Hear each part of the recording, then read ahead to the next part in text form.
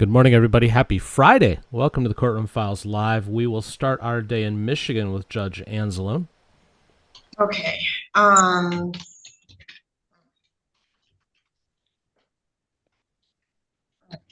you have anything done in front of Judge Olsaver, Miss Underwood?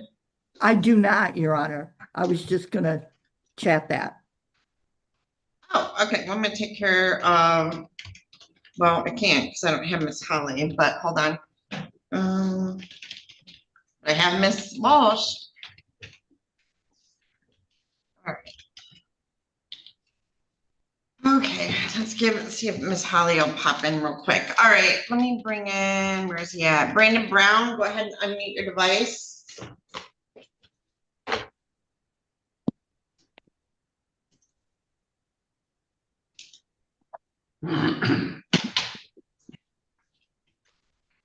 Okay, I think I have Darren Coast. Yes.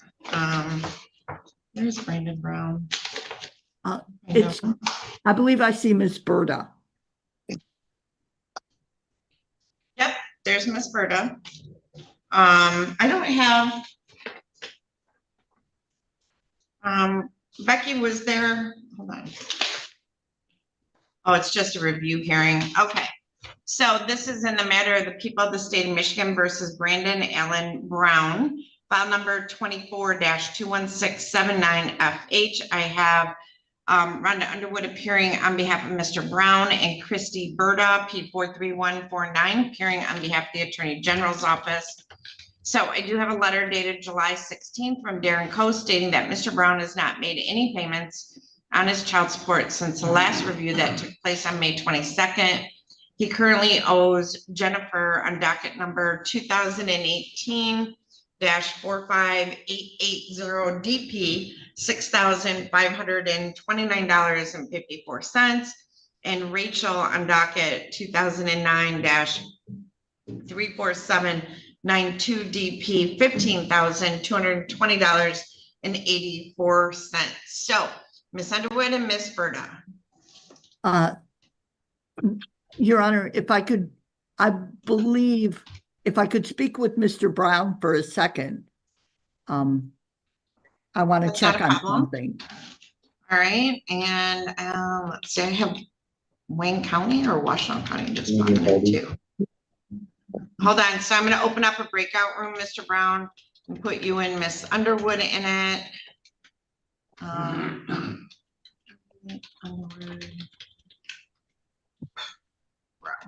Okay, go ahead and join that breakout room. All right, Mr. Dagger Margosian, Mr. Dagger Margosian, are you disputing anything in the PSI? Oh, wait, I have to look. Where are you? Are you disputing anything like guidelines or anything in the PSI regarding the recommendation? No, Judge, and there was a sentencing agreement. I'm just going to ask you to follow it. Oh, okay. So let me pull that then. So, Mr. Pardee, where you at? There you are.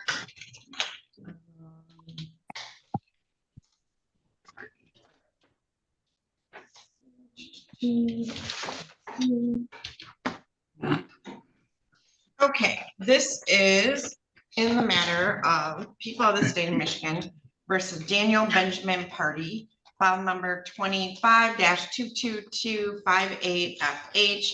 I have Michael Dagger Margosian appearing on behalf of Mr. Pardee. You are not here on this one. Okay, this is the date and time set for sentencing. I have a letter dated a memo dated July 16th of 25 from pretrial services coordinator Darren Coast that states Mr. Pardee has been routinely drug testing at Isabella Urgent Care up in Mount Pleasant. I didn't even think about urgent care being a possibility, but okay. All tests have come back completely negative, so that is excellent. So, Mr. Pardee, you had an opportunity to read and review the pre-sentence report. Yes, Your Honor. And you've had ample time to discuss that with your attorney? Yes, Your Honor. Are you satisfied with Mr. Dagger Margosian as your attorney and the advice that he has given you? Yes, I am, Your Honor. All right, Mr. Dagger Margosian, obviously there is a, let me find it.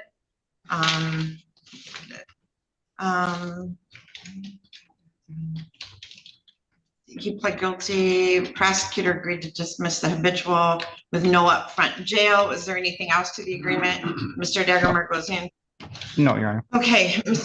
Do you wish Mr. Dagger Margosian to explain or challenge the accuracy or relevancy of any information in the pre-sentence report? No, Does the pre-sentence report disclose any prior convictions in which there exists any known constitutional defect? none to my knowledge at this time, Your Honor.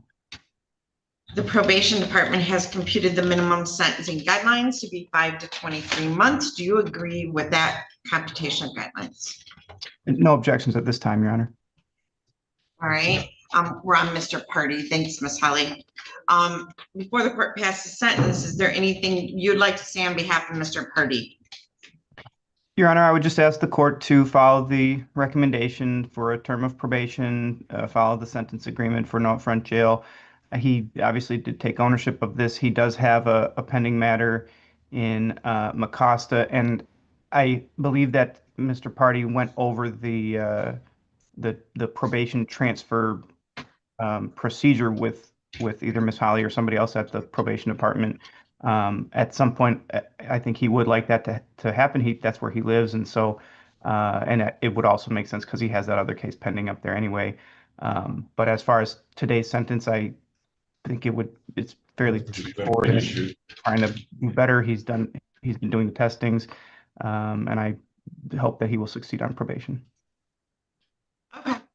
All right, Mr. Pardee, is there anything you'd like to say on your own behalf? I accept responsibility. I understand that I messed up, and I've just been doing really good, and I've been working. I think I'll be able to do probation this time. Okay.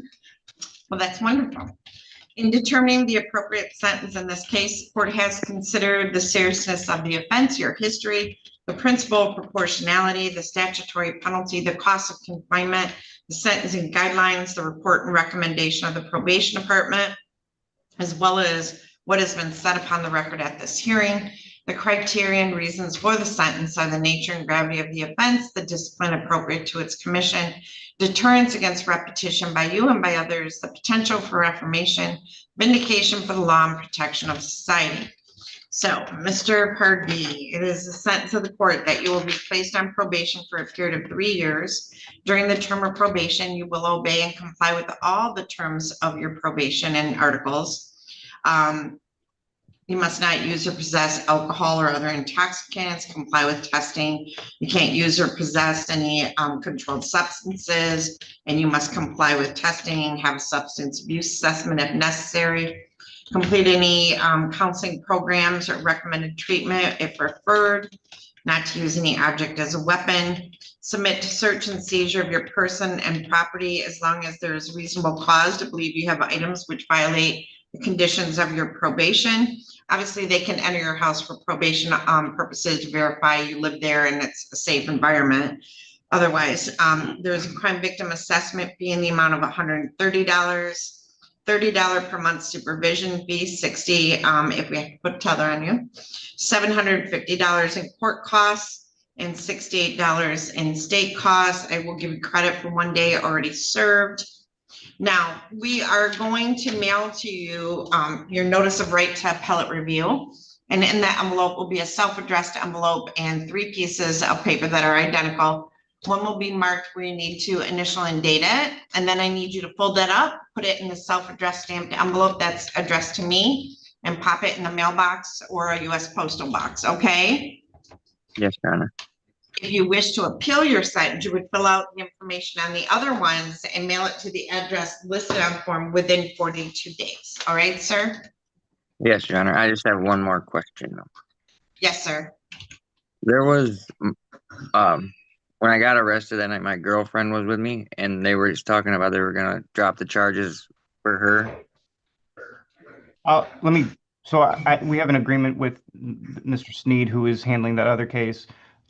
He's agreed to dismiss this case. I'm going to email him and I'll talk with you after that, Mr. Pardee.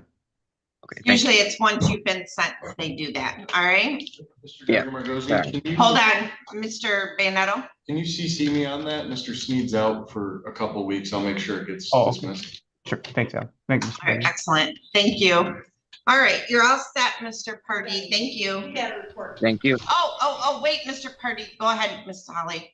Tuesday between 8 and 10, just report to me.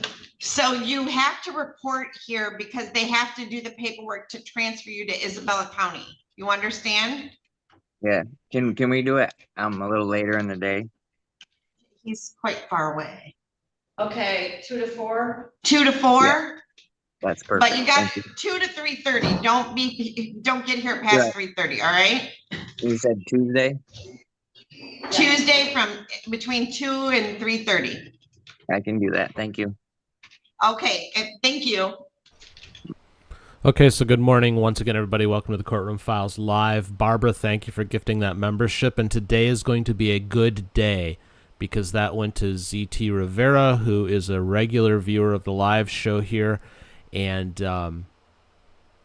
that's a sign. It's going to be a great day today. So today's nature scene I have for you. This is a current live view of Yellowstone. So we'll check in on that from time to time today. But in the meantime, let's do this. Judge Bryant is online. This is very rare to catch her on the live. I've got no idea what she's doing, but let's find out together. The competency report. So Now, I am, listen, let me tell y'all this. We're not gonna keep on coming back here doing the same thing. I need everybody's notes to reflect what we're supposed to be doing, and then I need you all to do it. So the last time Mr. Wilson was here, your office, Mr. Hill, somebody was going to find out what actually happened in circuit court. They keep having competency hearings. Mr. Wilson's lawyer on the circuit matter challenged the competency. And then it's something that says the motion was denied. And you all were supposed to find out. Please put that drink down, please. And then you all were supposed to find out what that meant. So let's find out what that meant while I'm doing this sentencing. yes, Your Honor. And it's Judge Cusick. It was Judge Cusick. So somebody need to find out what that meant. Is the competency still at issue? What did that mean? So I could proceed. I'm not going to keep adjourning for circuit court. Okay. Yes, Your Honor. Our motion would not be to adjourn for the circuit court. I would have a motion for the people today. Okay. Well, did you discuss it with the people? So let's do that while I do this sentencing. Yes, Your Honor. All right. Thank you, Ms. Stevenson. You're so wonderful. You're so wonderful. How are you, Judge? It takes one to know one, right? Okay. Now, somebody told me that there were some witnesses in person on Menzel, and I said that I was ready on Menzel. I said it 3 times. So are there witnesses in person? Not to my knowledge, Your Honor. We have 2 complainants that have zoomed in from California this morning. Okay, I misunderstood, Your Honor. All right, thank you. This is case number.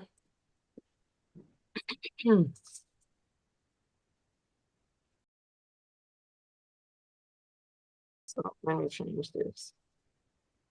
254417501, the people of the state of Michigan versus Ryan Matthew Menzel. Defendant is charged with 1 count of operating while visibly impaired. Today is the date set for sentencing. Appearances, please.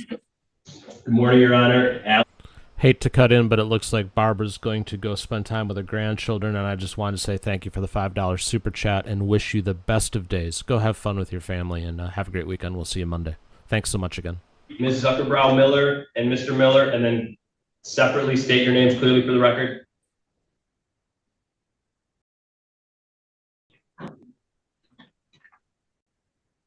Joni Zuckerbrow Miller. David Miller. Thank you both. Counsel. If it may please the Honorable Court, good morning, Your Honor. Michael Okechukwu, P82535, on behalf of Mr. Ryan Menzel. State your name for the record, Ryan. Ryan Menzel. All right, and Mr. Menzel, is your middle name Matthew? Yes, Your Honor. Thank you. Today is the date set for sentencing with respect to the pre-sentence investigation. Are there any additions, deletions, or corrections on behalf of the people? Your Honor, I would just note that the report indicates the restitution information. The people are in receipt of additional information, which they would like to submit to opposing counsel. I've advised Attorney Davis that we'd be requesting a restitution hearing in 30 days so that all of the evidence could be submitted. It is above average in the amount of the request based on the significant medical injuries. I would note, just so the parties are aware, we're asking for an amount that's going to be around $7,500. So we have no changes, but we. Okay, so that's allocution, and you said that, oh, I mean, I'm sorry, you said that the PSI addressed the restitution, and that is not correct. The only thing the PSIR that I have said that the witnesses told my probation department to talk to their lawyer, which we're never going to do. So we tried to get restitution information, it sounds like, and then your witnesses said, talk to our lawyer. And so I'm not in, we'll never be interested in that. So what restitution information are you indicating, Mr. Hill? Because the witnesses were given an opportunity to present the restitution information to probation, and they declined to do so. And now you want me to go 30 more days to give them 30 more days to get the restitution information, and they didn't do it in the 30 days that I gave? Respectfully, Your Honor, they did have a private attorney in Detroit who did not meet their expectations for client communication. I did have a conversation with him this week, and he was in possession of many of the documents that they needed to provide. After realizing that he was not assisting them in the way that they found satisfactory, they've done it independently. There's been no attempt to prejudice Mr. Menzel. I believe that these are reasonable requests related to direct injuries from this crash. And I do not think that a 30-day restitution request is out of the realm of fairness. So I don't know that whether you misunderstood what I said, but I have a problem with them telling the probation department at all to communicate with their lawyer. I have a problem with that, whether their lawyer was communicating properly or not. It is probation's responsibility and duty to this court to gather the information that I need to give a fair sentence. And it's not appropriate to say, talk to my lawyer. We don't, if you want restitution. I'm on Brian right now for Menzel. We're doing the sentencing, and then this was if you want restitution, you want restitution, and you want to give this court the information for restitution. And now you want me to have set a whole another day when today is the date. But nonetheless, tell Mr. Davis to move. We trying to do the sentencing. And he's standing in there. He's supposed to be. All right.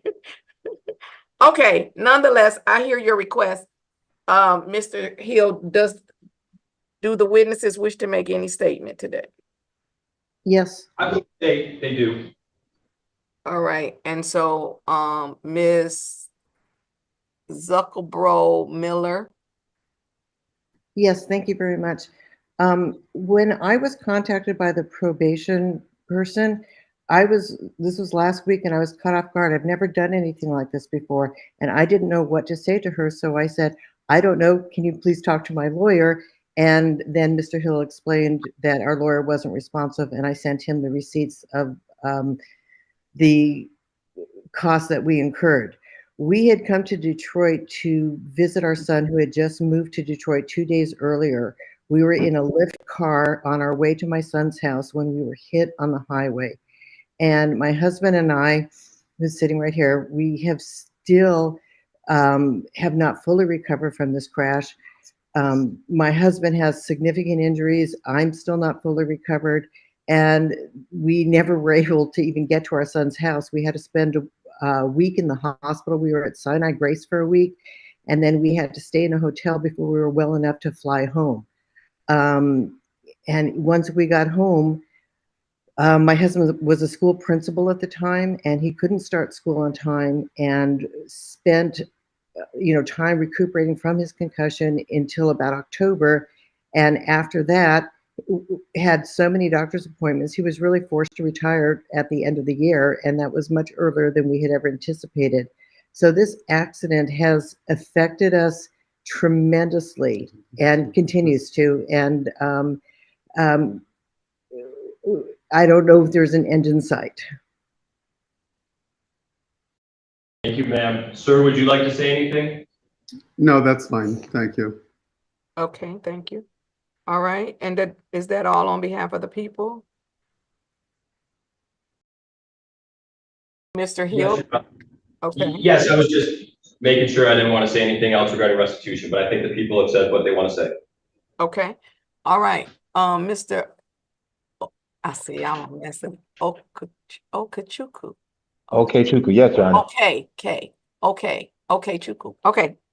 Counsel? Yes, first and foremost, additions to the PSI, Mr. Menzel would like to update his address as 410. Oh, so hold on, counsel. Okay. I knew Mr. Hill threw me off, and I said that was allocution, and then I still let him allocute. I'm sorry, counsel. I was really only on the additions, deletions, or corrections. So, we will update Mr. Menzel's address. However, today the court is live streaming, so don't say his address. Okay. You give that to the clerk. We'll call and give that to the clerk. And then the address that's on the pre-sentence report is a Kentucky address. Does your client live out of the state of Michigan? Yes, Your Honor. My client is a millwright, so for work he travels literally 365 days of the year. He could be in a different state either weekly or bi-weekly. And so that is the issue. He hasn't been to Kentucky, he says, in over 2 years.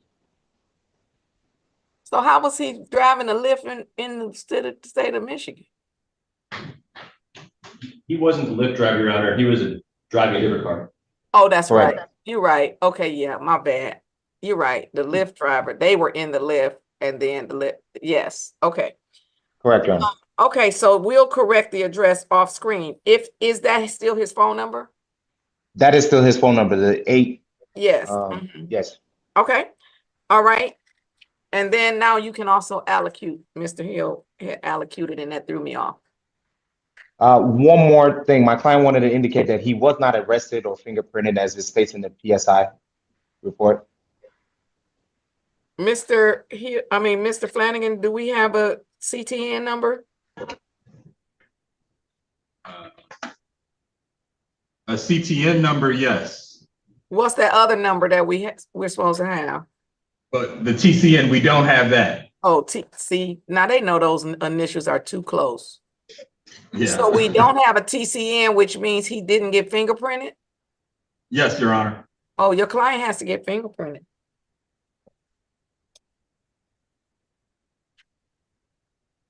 So Will the court provide a time frame for that to be accomplished? He's currently in Seattle. We'll talk about it in a minute. Okay. So we'll double back to that.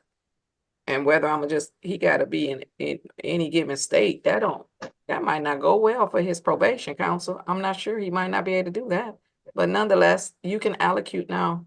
Yes, my client is a 34-year-old gentleman. Your Honor, this is a lot of times as criminal defense attorneys, we have to defend the indefensible. And one thing I've noticed since discussing with Mr. Menzel is that he takes full accountability for the accident that happened. He didn't blame his childhood. He didn't blame any outstanding stress. He acknowledges that what he did was wrong, Your Honor. He works as a millwright. He's unionized. And like I said, he could be in a different state, either bi-weekly or by the week, Your Honor.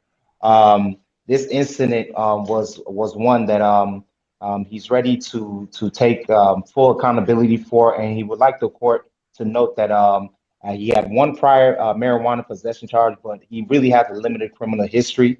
And so we are asking the court at this time to respectfully adopt the recommendation of 12 months of probation. And I'm confident that this will not happen again. Mr. Menzel did indicate that as of yesterday or 2 days ago, because this accident happened in 2023, he has been sober from alcohol or marijuana for over 2 years, Your Honor. His last drop was, I believe, on 6/9 of 20. No, the interview was on 6/9, but his last drop on June tested negative for alcohol or THC. So that shows that he's taking this seriously, and he's taking the steps to not have controlled substances be a part of his or hindering him in the future. One last thing about the PSI, it indicated no firearms possession or use. My client indicates that he's a hunter. Hunting season is around the corner. No firearms were the cause or even part of this incident, Your Honor. So he's asking that at least to that portion of the recommendation of probation that he be allowed to maintain use of his firearms. And I'll leave the rest to Mr. Menzel, Your Honor. All right, Mr. Menzel, you wish to make a statement to the court? Yes, Your Honor. First and foremost, I'd like to sincerely apologize to the Millers. And in regards to the restitution talk, I have absolutely no problem paying that $7,500 restitution that was requested. I can pay as much as $2,000 a month until that's paid off towards those people, because like I said, I sincerely apologize. And every day since then, it just seeing their face on the Zoom call right now made me feel horrible hearing their statement. Yeah, like he said, I'm on the road for work and that guy can't work anymore, and that's because of my actions. And I truly regret that, and that makes me feel horrible to hear them say that. And yes, I will absolutely pay that. There's no argument there at all. So we can just go ahead and do that $7,500, and I will pay that off as soon as possible. And ma'am and sir, I really do apologize to y'all, and I really hate to hear that I impacted y'all's lives negatively. And I wish y'all nothing but the best going forward. And I really am sorry that I'm the reason y'all are not okay. Well, that's one of the most, that's one of the, I don't want to call it the best, but that's one of the most sincere defense statements that I've had in my 18 years on the bench.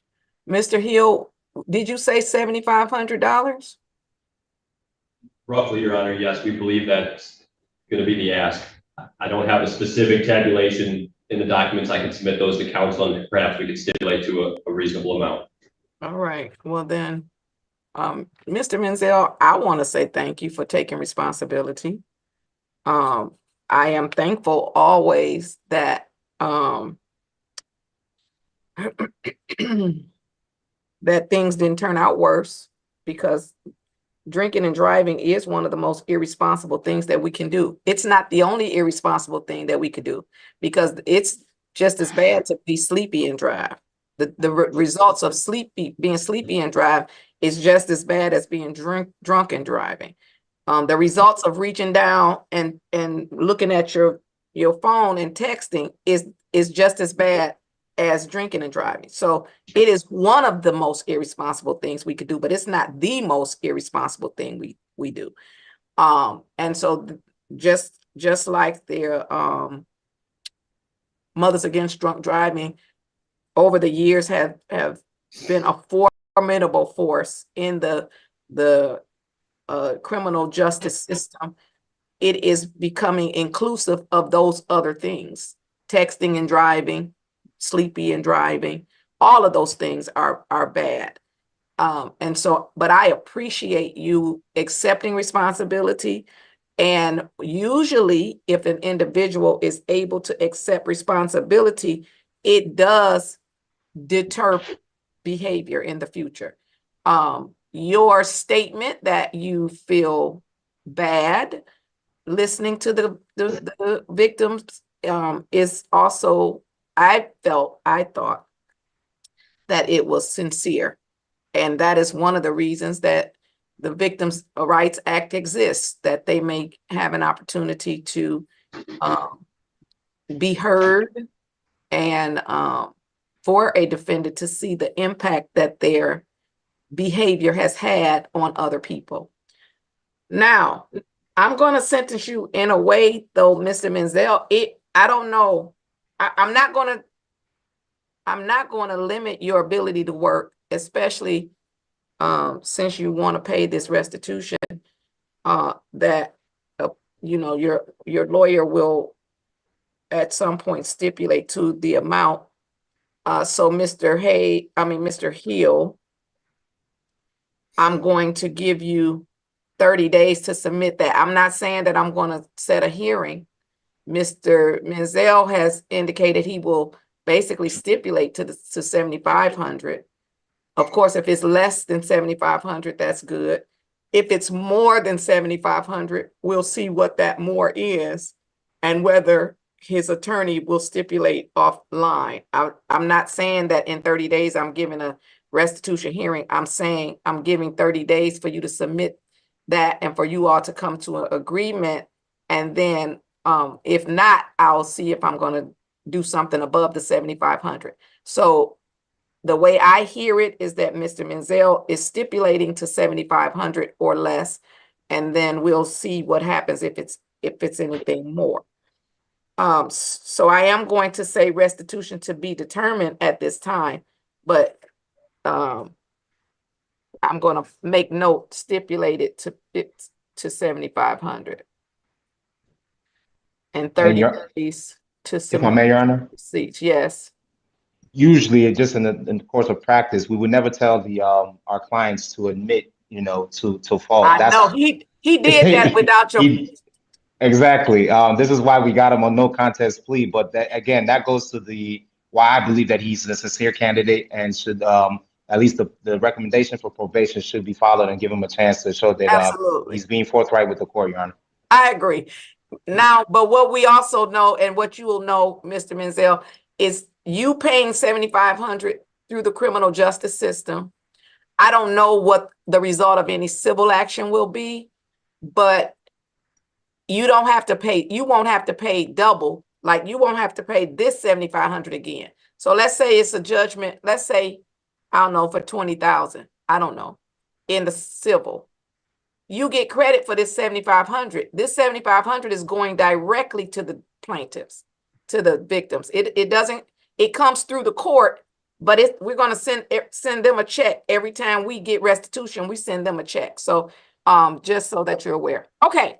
The court is going to impose the following sentence. I will accept the recommendation for 12 months probation. Mr. Menzel, he has a short criminal history. You said one case, Mr. I gotta look up. Okay, right there. Okay, yes, I'm gonna get it. Okay, Chuku.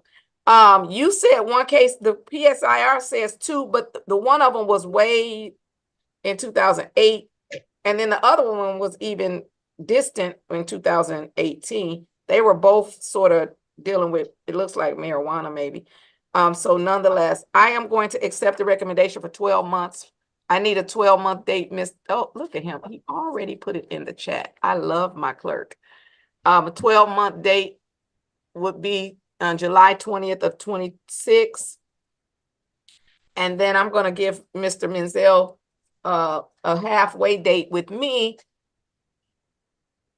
And if at this halfway date, Mr. Menzel, if you have completed all the terms and conditions of the probation, which is going to include the restitution, then you will be eligible to be discharged early from probation. Now, if you don't do it by this midway date, that's fine. We'll just continue you to the July 20th date, but the midway date that you would be eligible to be discharged early, I'm going to set it at January the 26th. I'm sorry, January 21st. Excuse me, January 21st, 2026. That review will be at 10 o'clock. If you have completed the terms and conditions of probation, you will be eligible to be discharged early. And then, as I said, if not, we will continue you to the July date. The terms and conditions are as follows. You shall not violate any criminal law of any governmental unit. You must not leave the state of Michigan without consent of the court. I am giving consent. Okay. for Mr. Menzel to leave the state of Michigan. However, Mr. Menzel, please know that your travel schedule is not going to be able to interfere with the conditions of the probation. And one of the conditions of probation is going to be urinalysis. Now, the court, I don't know what your work is, right? I don't know what your work is.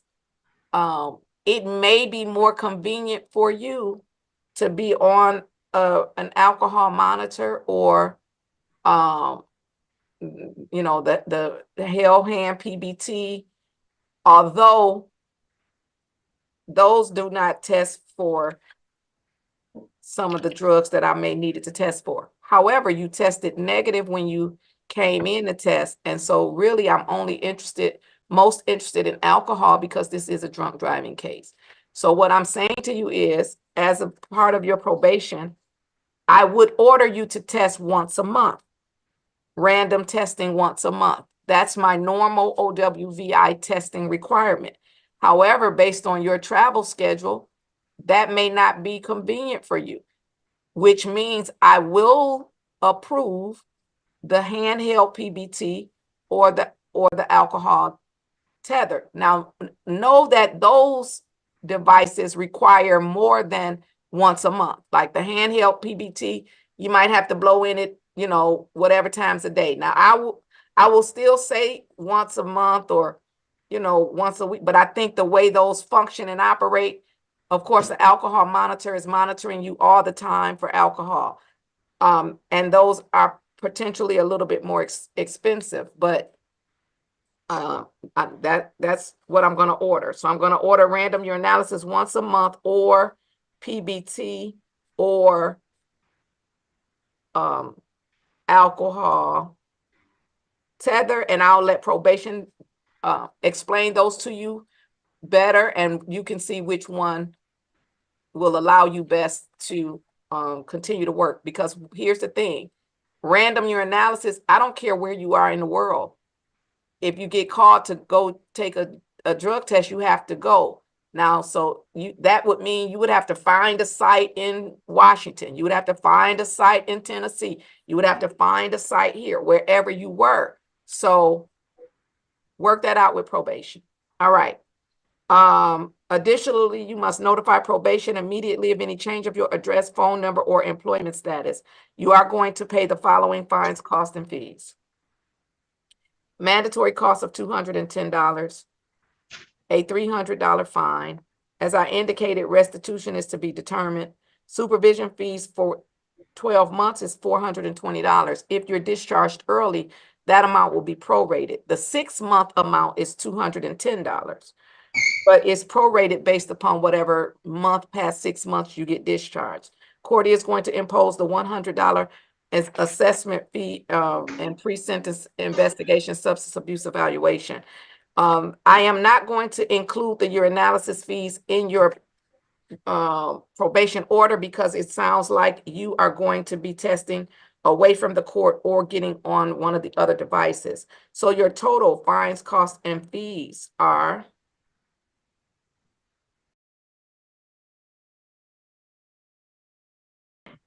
this is excluding the restitution and any amount you may have to pay for classes or the PBT devices, $1,030.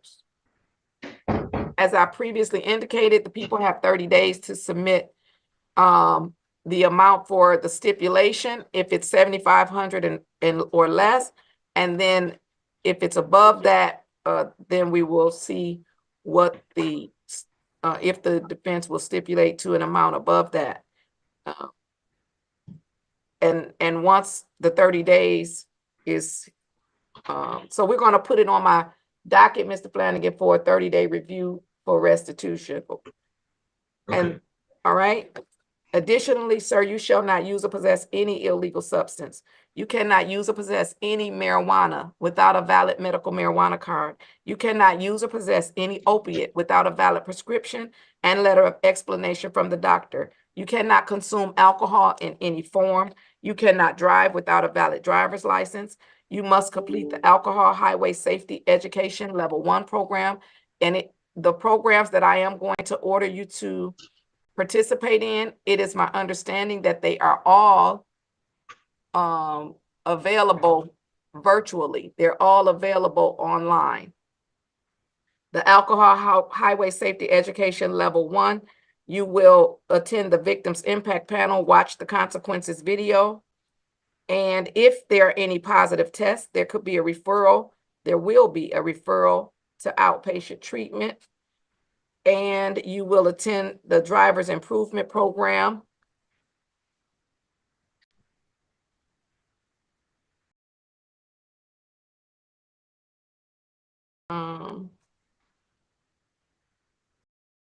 There was a recommendation for marijuana insight, but he didn't test positive for marijuana, and so I'm not going to order that. Thank you. I don't know why there's a recommendation about firearm. I'm not going to order that. So they do recommend the alcohol tether, and maybe it's because they knew he was traveling like he is. So the alcohol tether, as I indicated, I will allow.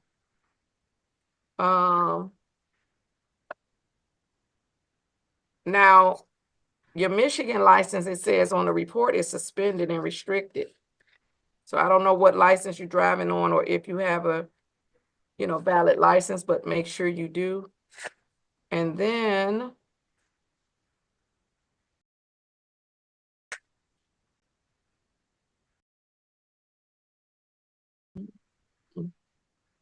yeah, I think that that's going to conclude the court's order. You will pay any outstanding tickets you have with 36th District Court and clear up any warrants, but according to the report, you don't have any. And yes, that's going to conclude the court's order. We're going to mail a copy of this order to the address that counsel is going to call and give to the clerk. I didn't want him to give it on live stream. And then we will contact you. Probation will contact you at the phone number ending in 5691. Anything further from the people? No, thank you, Your Honor.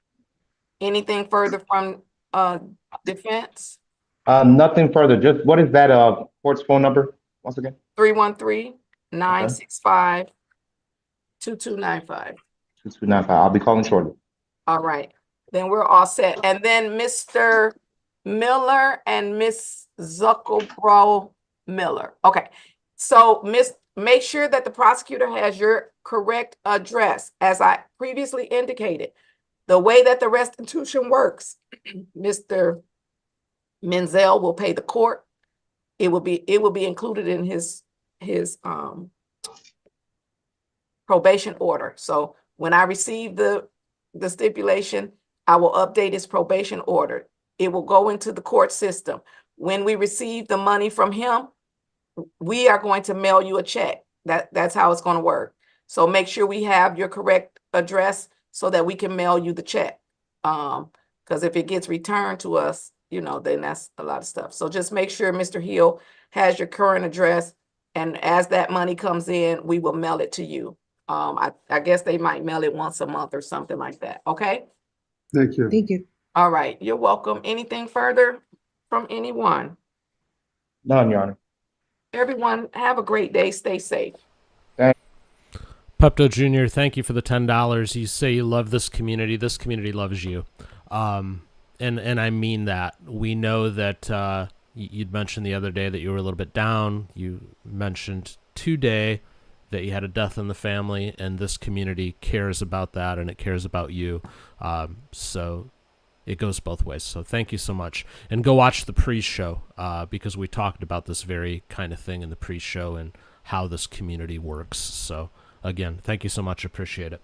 Let's go to Texas and spend a little time with Judge Stevens.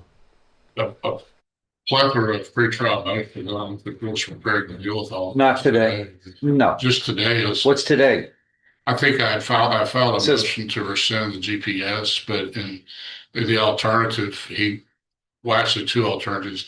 One is that he has a funeral that he would like to attend as far as a family member. And then, because he's been on house or been ordered on house. Okay, so why doesn't he get to go to the funeral? Well, I wanted to make sure he has permission. To go to a funeral? Yes. Where is it? Where's the funeral? It's in Orange. First Baptist Church owner. Who is it? A relative? Yes. Who? Well, not who, but what An relation? Uncle, what's his name? Yeah, I don't have a, Luke Moore. Luke Uh-uh. Moore. Okay. Yeah, he wanted to, but also I think. no, you just have to tell the bondsman. When is that funeral? This is afternoon. So. Okay. You go to and from your home in the most direct route possible. He also wanted to do, what is it? Hold on, Tex. I'm still. What is it? All right. And you can go to the funeral and of course, take care of the family, but then get back to the house. And also, the bondsman needs to know. You need to call the bondsman and tell him you're going to be leaving to go to Orange and you have permission from the Oh, he court. lives in- And the other thing he's wanted to do DoorDash as far as to supplement his income, which I think involves, I mean, I'm not really familiar. I think he drives around and deliver food. We're going to have this trial next month. Well, Let's just wait until then. Okay? So he can't. No, we're not going to DoorDash around town. Okay. No, let's get this trial done. Yes, sir. It's specially set, right, everybody? He's not. It's Yeah. specially set, right, We everybody? can make it specially said. That's what it's going to be. Well, Let's then- try this thing and get this thing as languished. Well, and then just in an abundance of knowledge from out there, we're supposed to protect his area. You know, why is all of a sudden we need to protect? I've never understood There may that. be another- That's for 45 years. I know some judges do that for some Well, reason that I never can understand because it's real simple just to Just maybe correspond in a professional way. conflicting setting. Well, prepare one up and then I'll sign it, okay? Thanks. And as far as for sending the GPS, if you want letting do DoorDash, I guess you're not willing to send the GPS. No, no, well, let's get this thing done. All right. Odwin, what do you have? I have a bond hearing on. Okay, who is it? Jackson.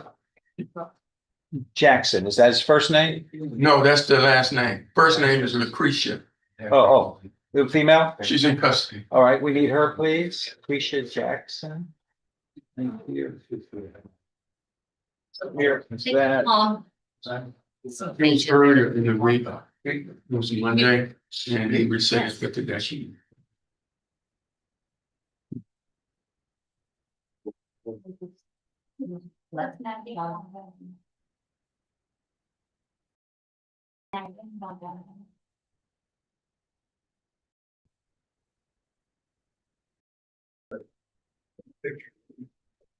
What was that? We did, what part of the charge? What was it? It was, what, I can't remember what. It was the. And then you added a word in the. Yeah. So, 25 CR 771 is now called. Lacricia Jackson. All right. Defendant is charged with second-degree felony of aggravated assault with a deadly weapon. So,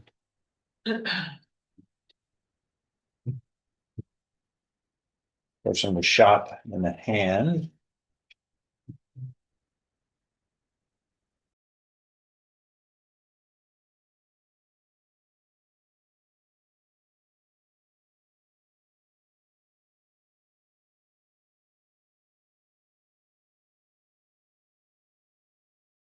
For the probable cause affidavit. She admitted to shooting at the victim. She showed officers the firearm, brought them to the firearm. She claimed due to previous disputes with the victim, when she saw him, she took aim and shot at him. That's one way to deal with issues, I guess. They had an intimate relationship in the past. According to the probable cause affidavit. Your Honor. Hold on, let me look at this. This is public safety. Yeah.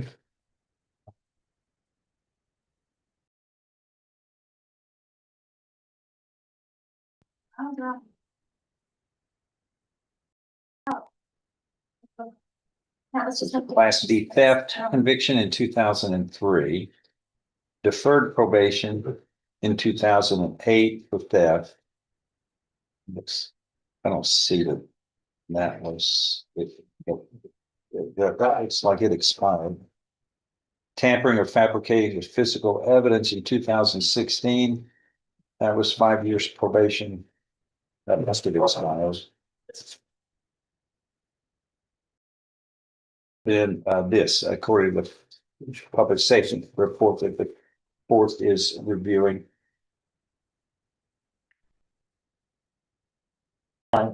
Your Honor, in review of this, again, Ms. Jackson has two teenagers that are living alone at this point because she's incarcerated. That's not why they're living alone, because she's charged with a crime. She's charged with a crime and she's away from the home.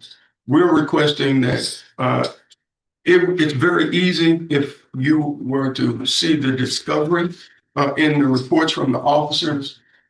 These are filled with allegations that were found to be false by the investigators in this case. Which part? Her statement admitting to Your Honor, shooting the victim Your Honor, with a gun? That's only the probable cause affidavit. But if Is that correct or no? That is incorrect. That is incorrect. How did the victim get? Your Honor, she gave a statement to the officers during the You want to put investigation. somebody on?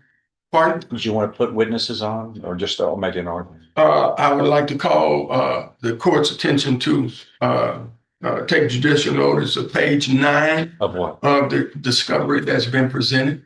He doesn't get the discovery. You can't take judicial notice of something he doesn't have any court. We're simply asking that she be given an opportunity to receive a bond. She What's the bond now? It's $150,000. She's on fixed income for disability. She only gets $1,000 a month. What time did this occur? Does anybody? That's not even. It was during the day. What says it? I don't even have the time on the phone. 1529 hours is when they were dispatched. It was during the day. And there was a car involved that came at, that's the self-defense. We believe. I don't even know what you're talking about now. There was a car involved, that's the self-defense. Are you saying there's self-defense that you're going to assert in this case on behalf of your client? Because I haven't, is that what you mean? We're simply asking that she be given the opportunity to prepare for a defense by having a bond. We're asking for a reasonable bond.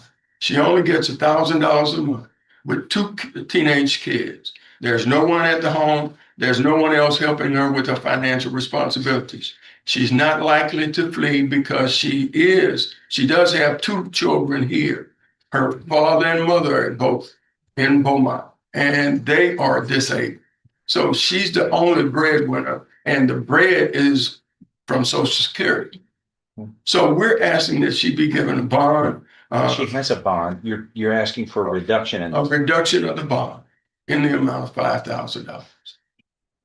What did you say? She turned herself in once she found out there was a warrant. She's not an absconder, and she has nowhere else to go. And she's about to lose the apartment in which her boys are staying in. Just Mr. Eckhart's case, I'm just reading some of the facts. If the court does allow her, then we would ask that there be a GPS device in home confinement. We have no problem with those conditions, Your Honor. Given the opportunity to prove herself in court, we believe is going to be clear about what the direction we're going. All right. Anything else? All right. The bond's $20,000, reduced to $20,000. That helps. And it is home confinement. You must have a GPS device so we know where you are. Can't leave the house except to go to the doctor, go to get food. And she has transportation and go see your attorney. She uses public transportation. Well, I mean, she could get a ride if she can, and you're allowed to do that for those purposes only. Do you understand? That's that is all. The bond conditions and will be modified in that way, and the bond amount is changed. And The bondsman shall live. Thank you, Your Honor. I mean, it's all documented from yesterday. Oh, okay. Go ahead. It's, it was Chavonta Moulton yesterday that had the GPS issues that, was late to court judge. He did not, he didn't appear at the time of Dr. Paul. We doubled his bonds. Yeah. I was able to get in touch with him. I do have him here in court today, Judge. Why wasn't he here yesterday? Well, from my understanding, he sent me the photos from his car where he had a little accident on his vehicle. That did cause some damage to his vehicle. They called him a little bit late. By the time he got here, he was Yeah, no, but see, we don't, that's not the way it works. When they get here and then they go, here I am. What are we going to do? They just, it's his word. I don't trust his word. I understand. I don't know anything about it. So I mean, they just don't come in, wave their little cap, and then I'm supposed to be clairvoyant and oh, he's here. He should check in. He wasn't here on time. There's a warrant issued for his. We have to, he gets arrested, you'll have to have a hearing on it, which we don't have time for without the start of trial. But we can do a hearing later on in the day. And judges, just to put it out there, because I think the court may be either gotten some new information or getting some new information from John's to where they did replace his GPS monitor yesterday. But it was an issue. Well, nonetheless, he was supposed to be here. The issue, most importantly, was he wasn't here when he was supposed to be here. And the rules are in place for everybody. So you have a police report or something about the accident? I think, I don't know, it was a hit and run or they just exchanged. They hit him, right. It wasn't. Somebody hit him and then ran. But it wasn't it wasn't a issue. You should know. But he's arrested. Where is he? He's right there. He's sitting on the gallery. There's a warrant for your arrest. Process him in. We'll have a hearing when we can. During this, you gotta get back to the smart because it's the most important. Consequences if you don't show up. Sorry. And you ever heard of a phone? The phone. If you have a problem, the phone. That's why Alexander Graham Bell invented it over 100 years ago, so that you can communicate. Everybody can communicate. That's no excuse. You didn't show up yesterday. You get held accountable just like everybody else does. These are contract you made with the court on bond. You have to follow your contract. That is, do what you're required to do. You didn't show up. So we're in custody. We'll have a hearing when we can. Sure. But we're gotta get into this murder time. Okay. All right. Lady in the jury box, so Deanna, she's here. Show us. Deanna Preston, that's you. We revoked your bond. The warrant is issued for your arrest. You were late. What happened? Our troubles. Okay. Was there? His issues with his brakes. Uh-huh. He's right there. We got a virus going around on vehicles. Is there a virus, a vehicle virus? Vehicle virus? Who's your lawyer? I am your. Who is? I am your. All right, let's pick this up. Come on up. Come on in. Where's Deanna's, Preston's file, please? Deanna Preston's file.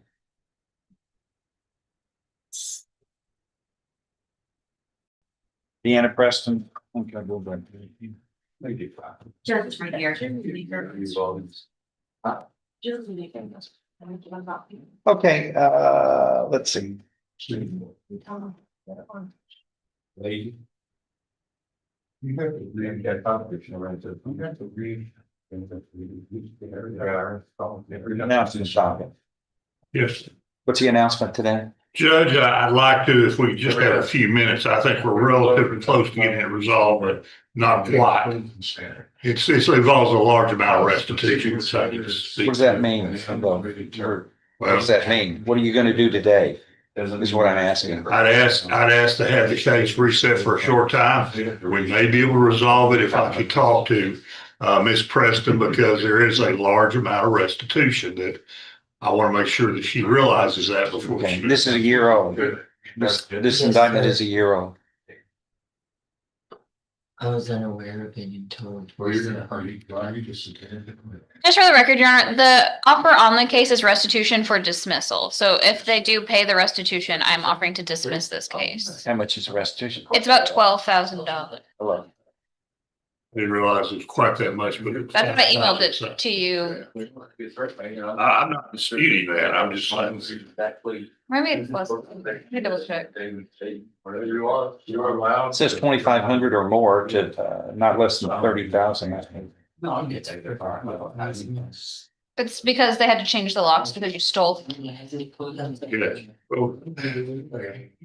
Judge, You know, what we'll do is, if there's a debate, an issue, we set it for trial and let a jury decide. Sorry, Your Honor, it was $5,212. That's it. No, all you gotta do is just say, there's a doubt about it, and we go to trial. There are no deals. You don't cut deals when there's an issue that a jury can dispose of. That's not the way we do it in this court. If you're gonna say something, stand by what you say. So we're gonna try this thing or not? Let's set it for trial. Is that what we'll do? Judge, I would rather, if the court will give us a very short period of time, we discuss it, because I believe we can possibly. It's 1 year old. It's about time everybody decided what they were gonna do. 1 week. Okay, set it 1 week. Thank you. Get a resetting. Next, it is Marcus Miles. Marcus Miles. Marcus Miles. Marcus Miles. Is he on? I told him this morning, Judge, but He was an add-on. Says he's going to be playing. That's what was told. I thought by you. you know, he was set one time and did not appear because he was in the hospital. I did not know it was reset today, Judge. I believe it's Miles. Why did we just handwrite it? It says defendant to plea, handwritten. We always hold that judge. No, I don't dispute that. Is he here? Marcus Miles. He's not even here. I think it's going to be. Let me find out how that happened. If we got that added on, he's not even here. Judge, I can. He's not on is he on bond or is he? Bond. He's on. Oh, he's on bond. Marcus Miles. And for court wants. Marcus Miles. Hold on. There's no answer in the courtroom. I asked the bailiff to call into the hall for Marcus Miles, please, in 24 CR 1680. Judge, I showed it was set next week, I believe, but. Read down the bottom of that, just says exactly. Yes, sir. I understand. Obviously, it says, my coordinator added that on, and they don't just invent His it. finger, I emailed you the docket. Yeah, no, And everything. no, that's the information I had. And I told the defendant, he's responsible to let them know, it was 1 week because it was just a sprained finger. It didn't come in. And Judge, I believe he was set next week. Last week. We did 1 week because it was just a sprained finger. And you were already here that day and it was just easier to throw it on. How long got it? Reasonable time. So he was supposed to, was he given notice to be here? Yes. All right. There is no answer? No answer. All right. Defendant has failed to appear as he was instructed. What was his bond? 6,500. Did you say 6,000? 6,500. That's interesting. All right. Defendant has failed to appear and his bond is revoked. A warrant shall be issued for his arrest. His bond is now $13,000. It's double, and he must have a GPS device. And I think we have, is it Brittany Armstrong? Yes, sir. Brittany Armstrong, please. Forward. Yes, and Brittany is medical. No. Marcus. Oh,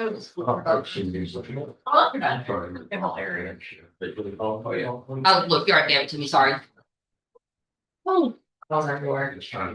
Brittany Armstrong. Brittany, Brittany here. Come forward. All right, you're Brittany Armstrong? Well, what are we doing today? This is an announcement today? Judge, if I could have 5 minutes to talk to Mr. Armstrong, I think the case will probably be resolved. And a new offer, we can, I think, resolve it. I haven't communicated that to the message here. It's my fault, not my fault. Okay. Let me see your driver's license, please. Do you have your driver's license with you? Do you have a driver's license? Let me see it. Thank you very much.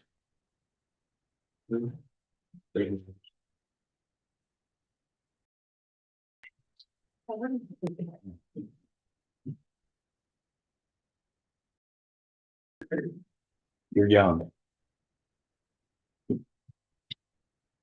So what's our plan? Judge, I have a change, a short change on the offer, and I believe that he probably may wish to accept that, but I haven't talked. Hold on.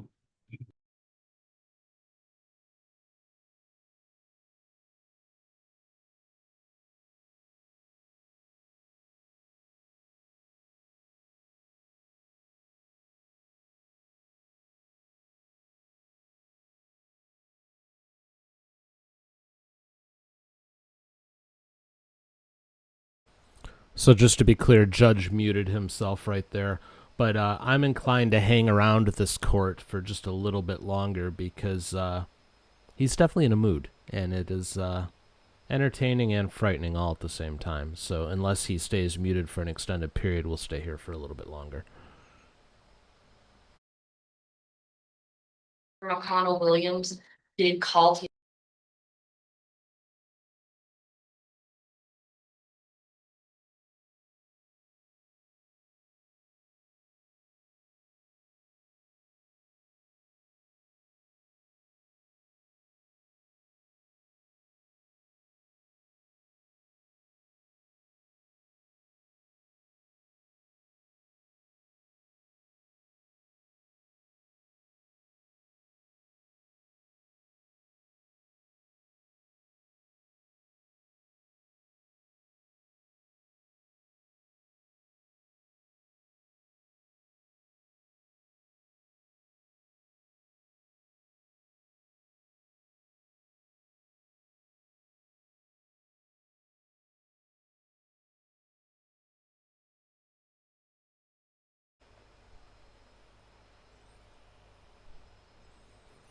Okay, we may be in extended silence mode, so I will keep an eye on him. We'll come back where appropriate. Let's do something different. Let's go up to Amarillo. No, we're not going to. They just cut that feed. Never mind. I was going to do something different. Be that way. Let's go back to Judge Bryant. Let's go there. Please. Morning, Your Honor. Alex Hill on behalf of people. For the record, Your Honor, Janice Stevenson on behalf of Mr. Anton Wilson. Mr. Wilson, sir, will you please say your first, middle, and last names? Anton Deshaun Wilson. All right, how are we proceeding? Your Honor, I would have a motion that I have discussed with the people for dismissal in the best interest of justice. It is my understanding that the felony matter that this case has been waiting resolution for has another hearing scheduled at least 30 days from now. Mr. Wilson has been incarcerated for the last 6 months pending a very serious felony on a personal bond on this 93-day misdemeanor. We would move for dismissal in the best interest of justice without prejudice, giving the people an opportunity to file the charges if they feel a need to do so. Mr. Hill. We would join the defense in that motion in the best interest of justice.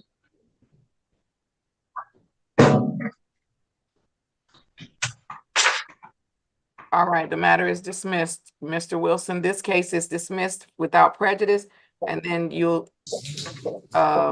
see what happens with your felony case, okay? Thank you. You're welcome, sir. Have a good day. Stay safe. Okay. All right, Ms. King, start your camera. All right, this is case number. That your vehicle is stationary, correct? Ms. King, your vehicle is stationary, correct? Yes, I'm not driving. I didn't ask you if you were driving. I said, is the vehicle stationary? Is your vehicle stopped? Is it standing? No. Okay, so why, we're in a moving vehicle for court. I didn't know I had court today, and I had a Just don't talk. Stop She talking. did know, because you know I'm getting ready to go. You knew I No, was Judge, she didn't getting mean, ready to she go. didn't. She didn't mean that. She didn't mean No, she didn't mean that. She didn't mean to talk, Judge. she didn't mean that she didn't pay attention to me the last time we were in court when I gave this court date. You saying that's what she didn't mean? Yes, Your Honor. Oh, I see. I see. And then she's in the vehicle, but now like we looking at the top of her eyes, we looking at the top of the car, we look like we're not even looking at her. Okay. I know. She didn't mean it, Mr. Land. She didn't mean it. Okay. Come on, Mr. Land. Good morning, Your Honor. Ivan Land. Hold on. I didn't even call the case because I'm threw off by the motion sickness that I'm feeling because of the moving vehicle. And so we're gonna just continue on. And then maybe I'm gonna go take a Dramamine afterwards. Okay, this is case number 244591101. The People versus Ivory King. Defendant is charged with assault or assault battery. And today is the date set for her final pretrial conference right before her jury trial. And the court gave this date the last time we were here. Appearances, please. Good morning, Your Honor. Alex Hill on behalf of the people. I believe we have a complainant in the waiting room, Ms. Renisha Jones. Somebody brought the complainant in. I didn't, but they're on screen. Ms. Jones, please start your camera. All right, and state your name. Unmute your device. Renisha Jones. Thank you, ma'am. Wait, set. Oh, I'm sorry, Mr. Land. Good afternoon, Your Honor. Ivan Land. Or good morning, Your Honor. Ivan Land, P65879, appear on behalf of Ivory King, who's present on the screen, Your Honor. We have no objection to holding these proceedings by Zoom. Thank you. And ma'am, please state your full name for the court. Ivory King. State your full name for the court. Ivory King. Okay, we're gonna try it like this. State your first, middle, and last name for the court. Ivory King. Okay, thank you. All right, Mr. Land, what are we doing? We would just like to proceed, Your Honor, to the court date, the next court date. Thank you. All right, today is the day set for final pretrial conference. Matter is on the court's docket for jury trial.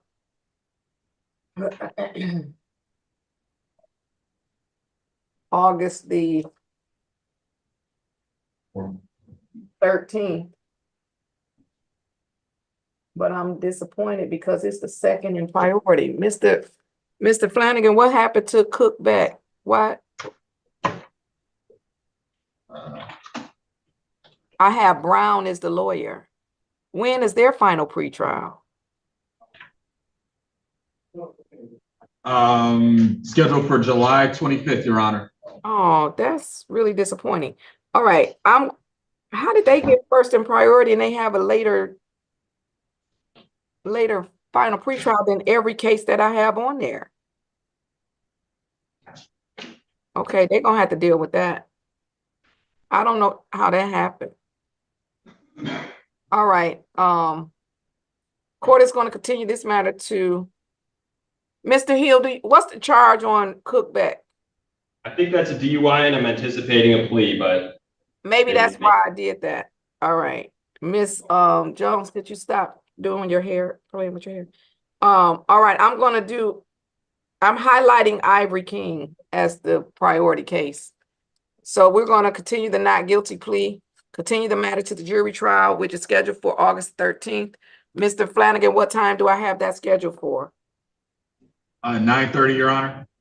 All right, we're gonna move it to 10 o'clock, but it is, oh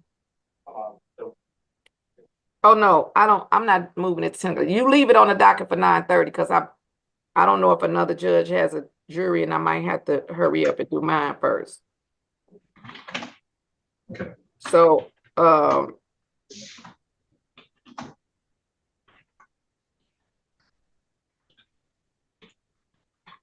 right, so jury trial is August 13th at 9:30. Of course, that's in person. And no final pretrial, no future final pretrial. Final pretrial already held. All right. Thank you, Your Honor. Have a good weekend. And so, was there an offer made?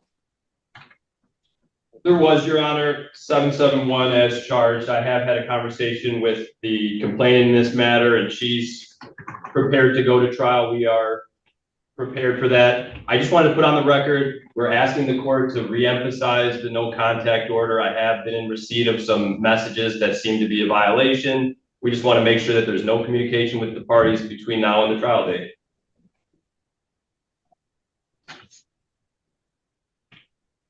Did you want to respond to that, Mr. Land?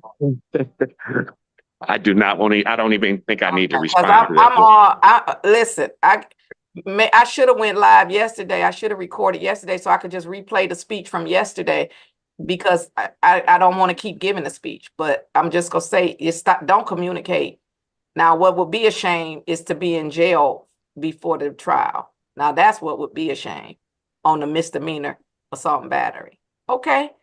No communication, no contact whatsoever, none, period, none, no contact either way, no contact with Exactly. King That's to what, Ms. Jones, no contact, Ms. Jones to Ms. King. It's nothing in the world that you all have to say to each other. If we find out that the bomb is getting ready to drop, Ms. Jones can't tell Ms. King and Ms. King can't tell Ms. Jones. Y'all got to find out about the bomb dropping from some other source. You see what I'm saying? Nothing to talk about in the world. Okay. We're all set. okay. Thank you. Have a great day. Okay. Stay safe. Have a good weekend, Your Honor. Thank you. Take care. You and your staff. Yeah. All right. Thank you. Yeah. That might very well be the best explanation of no contact I've heard yet. Oh, good heavens. Let's go to Miami-Dade and see who's getting glazered this morning. State, any questions? No. Defense, any questions? No, Judge. All right, so I'll find probable cause for aggravated assault with a deadly weapon. I'm going to enter, ma'am, a modified stay-away order from the alleged victim whose initials are DR. You are allowed to have contact with the alleged victim. You are prohibited from being physically threatening or violent towards him in any manner whatsoever. So only friendly, nonviolent contact is permitted. Do you understand that? Thank you. Also, do not engage in any criminal activity. Do not use or possess illegal drugs, and do not use, purchase, possess, or carry a firearm, gun, weapon, or ammunition. You must immediately surrender any firearms, ammunition, and any concealed weapons permits to the nearest police department and file a receipt with the court. So do you understand the stay-away order, sir, ma'am? Yeah. You understand? I can't hear. Yes. Thank you. Okay, any objection to pretrial? No. Pretrial services, alternate bond, $5,000. Have a nice day. Excuse me, ma'am. Order her in. Yes, sir. Listen, I- go out for free and she's allowed to come home. Excuse me? She can go out for free and she's allowed to go home, okay? Okay. So And somebody's I- gonna call you from pretrial. Make sure to answer your phone. So I dropped all the cases and everything. It's up to the That's- state attorney's office to decide if they're gonna go forward and file an information with formal charges. You have to speak to the state attorney's office. They make the ultimate decision. All right, Thank you, sir. Thank you for coming in. no problem.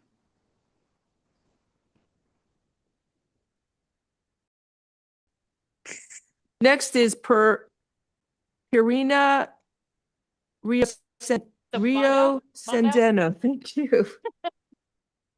That always happens to me, doesn't Bond it? out. Yep. Once you can't pronounce it, bond out. I know. Alejandra Brito. English is fine. Good morning, ma'am. Good morning. And there's someone here on this. So, ma'am, you were arrested for 2 cases: attempted burglary to an unoccupied conveyance, criminal mischief, and battery. And then another case for attempted grand theft to a vehicle, burglary to an unoccupied conveyance, and petty theft. So I will appoint the public defender's office for you. Let me review. Vehicle and I got in it by mistake and I didn't take it. I checked in my vehicle. So, Miss Talavera, if you want to talk to the judge, you got to accept the promotion to a panelist. You don't have to talk to the judge if you don't want to, but let us know.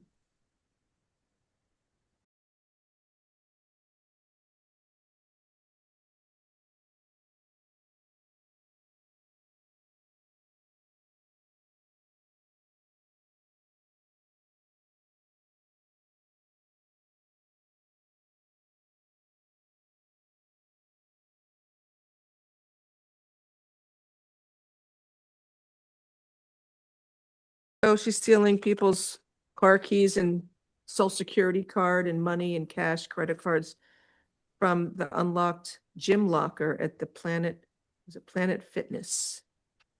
That's on the case from July 15th. They're both from yesterday, July 15th, a few days ago.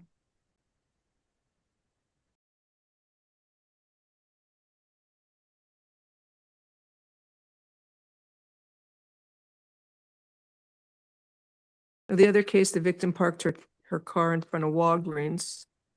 She left her purse inside the car. And then I guess Miss Brito's trying to open the vehicle to steal her purse.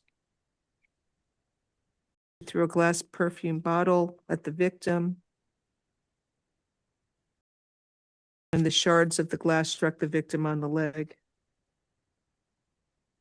She was seen driving away as the same car as the other case from Planet Fitness. So that's what's going on. I guess we have one of the victims Today here. only to 3 o'clock and then tomorrow to 11 o'clock. Hello, who are you? Okay. Hi, how are you? Dahomey Talavera. Okay, you're the Tesla with the glass shards. Correct, yes, ma'am. I did have a question for Ms. Talavera, Judge. If you Go don't ahead. Ma'am, I need to swear you in. Raise your right hand to be sworn, please. Do you swear or affirm the testimony you are going to give in this proceeding will be the truth? If so, state I do. I do. Thank you. Thank you. What is your name, please? Dahomey Talavera. So Ms. Talavera, was your car damaged? Yes, Can you describe the damage? it's on the right side of the passenger, on the door. Like how was it damaged? Scratch, like really scratch. I already got an estimate. I took it to a body shop, not to the Tesla, because if I would have taken it to the Tesla, they overpriced it. What was the estimate for? What was the amount? $1,200 plus the rental car for 4 days. It would take 4 days. They will have to take the whole door and repaint the whole door. Okay, that was my only question for you, ma'am. Thank you. Okay. Ms. Corey, any questions for Ms. Talavera? No, Judge, thank you. All right. So ma'am, I'm sorry, Ms. Brito, you are ordered to stay away from the alleged victim whose initials are DT. No contact with the alleged victim, DT, either directly, indirectly, in person, in writing, by telephone, or through third parties, and no contact with the victim through social media or other electronic means. You must stay at least 500 feet away from the victim, her home and school and place of employment at all times. Stay away from the Walgreens at 11700 Southwest 104th Street in Miami, Florida. And then the other case, oh, I'm sorry, in this case, what do you want? You want me to set a bond state? Does she have priors? No prior convictions. I did see some prior DV arrests. There's probable cause for the attempted burglary, criminal mischief, and battery. So, I would ask if you would consider pretrial, Judge. I don't think so. It's He's requesting a bond. count one, the attempted burglary to the unoccupied conveyance. I'll set that at $1,500. Count two is criminal mischief is $2,500. And count three, battery is $1,000.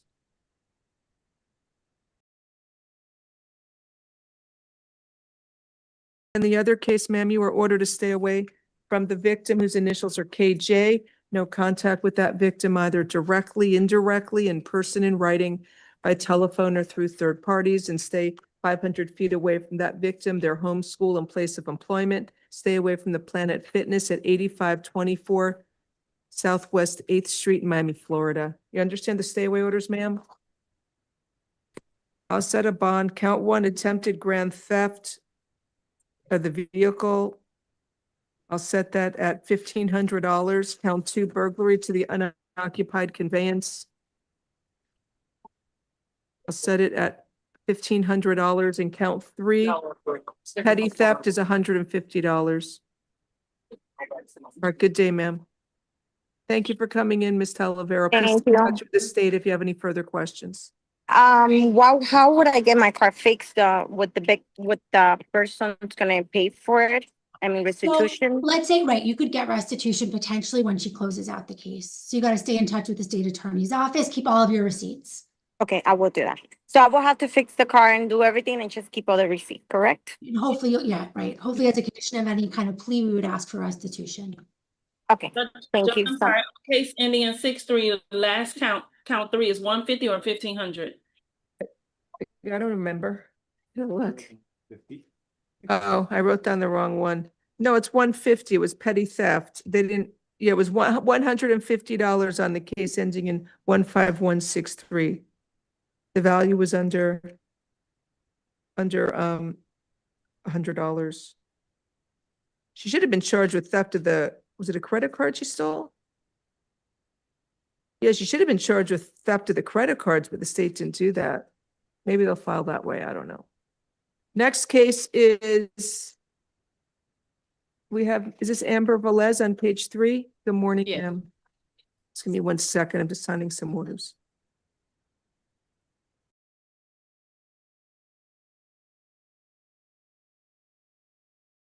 So, ma'am, you were arrested for possession of MDMA, a controlled substance, and possession of drug paraphernalia. I will appoint the public defender's office for you. Any objection to tap? She was released from prison on February 1st. And then there was a conditional release violation. She was supposed to finish her conditional release February 26th. State's requesting a bond. You're objecting to tap? Yes. Tap, Judge. She recently got out of prison. She was released early and she violated the terms of that release.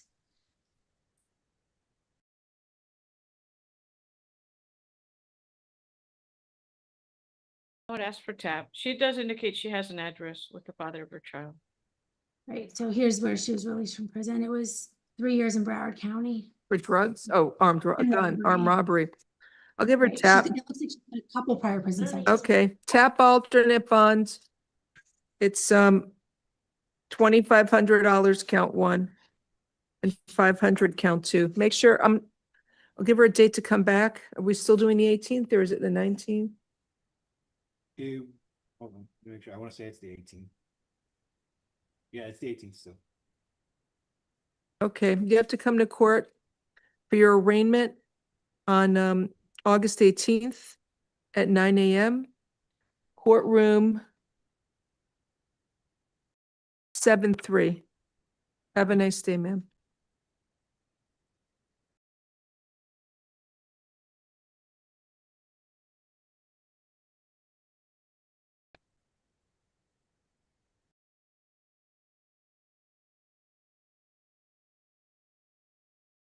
What's the next step? All right, next group of cases on page 4, we have Briella Ko. Morning, ma'am.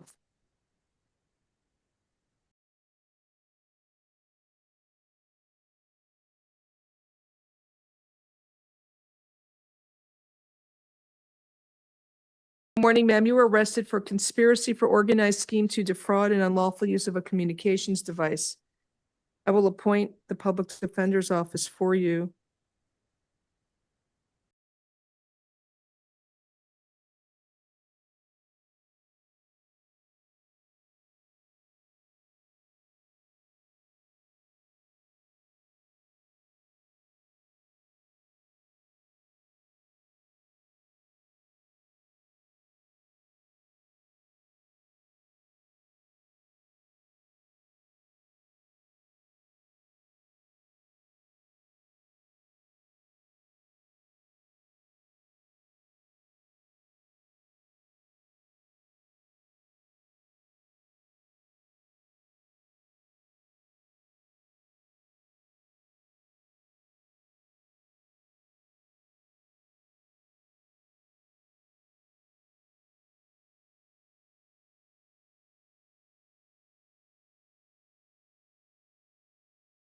So I think she's allowing her bank account to be used to facilitate the fraud. I don't know, I'm still trying to read through this.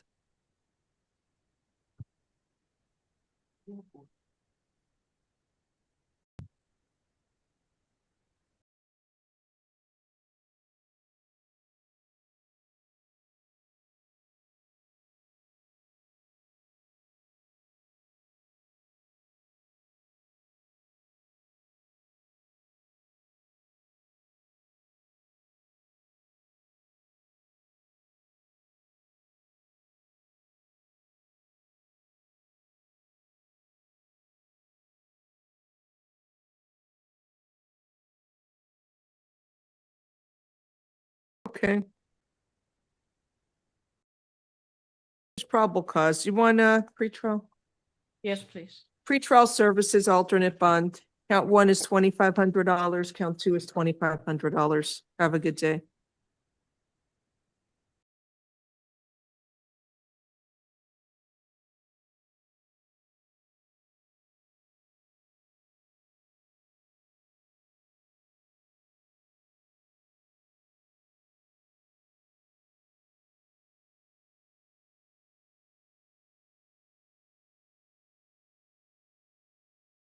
Next is Devin Collymore.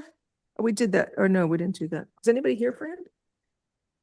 We had the co-defendant yesterday. Oh, that's why, okay. Right.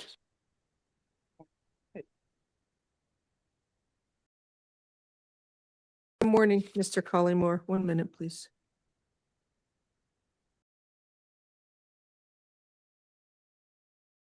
All right, we're on page 5. Sir, Mr. Collymore, you were arrested pursuant to an arrest warrant charging you with 1 count of first-degree felony murder and 1 count of armed robbery with a firearm. I will appoint the public defender's office for you. We'll be invoking Mr. Collymore's right to counsel and his right to remain silent. Let me review this.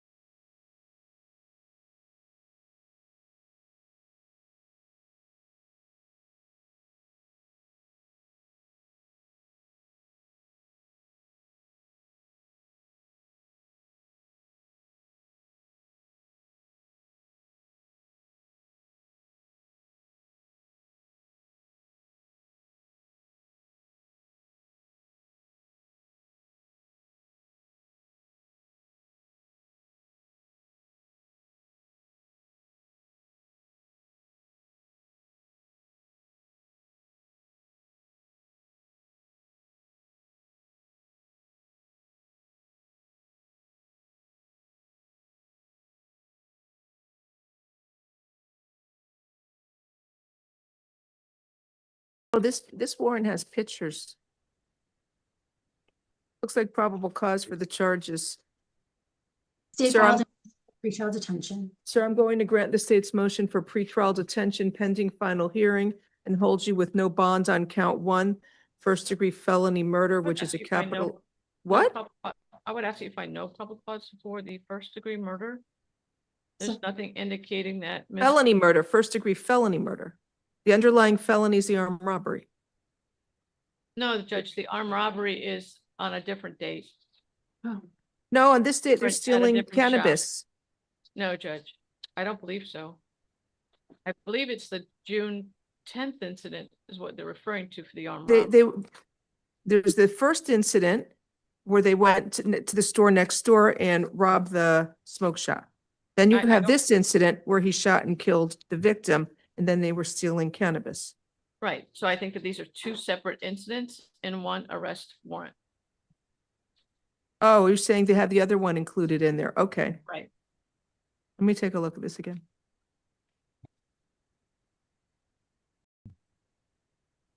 so what would it be? A second degree murder? A non-enumerated felony? Yeah. Let me just finish reading this. Oh, boy.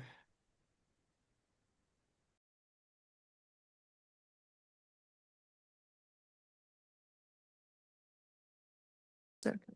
So the murder was on June 11th. The first armed robbery was June 10th. So they're talking about the June 10th case.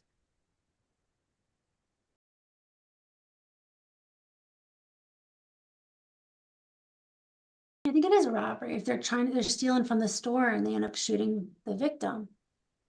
I remember from what we read yesterday, they stole cannabis after. It would be Yeah. a separate armed robbery.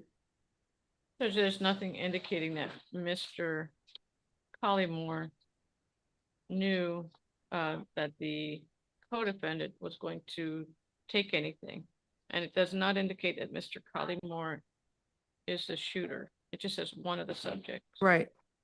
His firearm matched the gun, I guess. One second.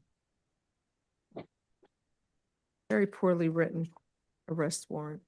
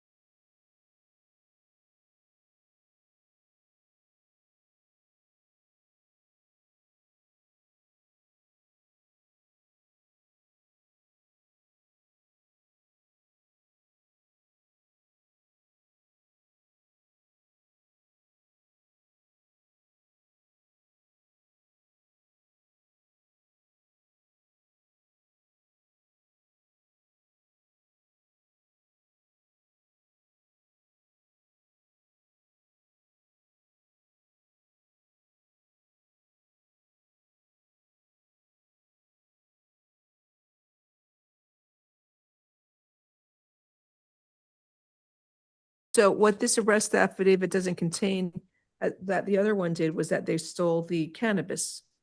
They also stole the cannabis when they were there. It looks like they're not charging him for that armed robbery.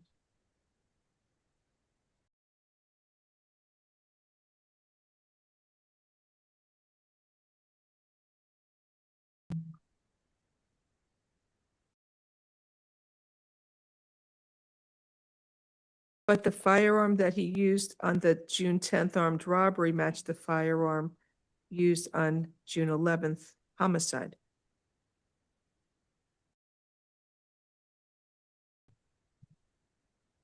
Okay, I think you're right. It would be the way this is written, it would be second degree.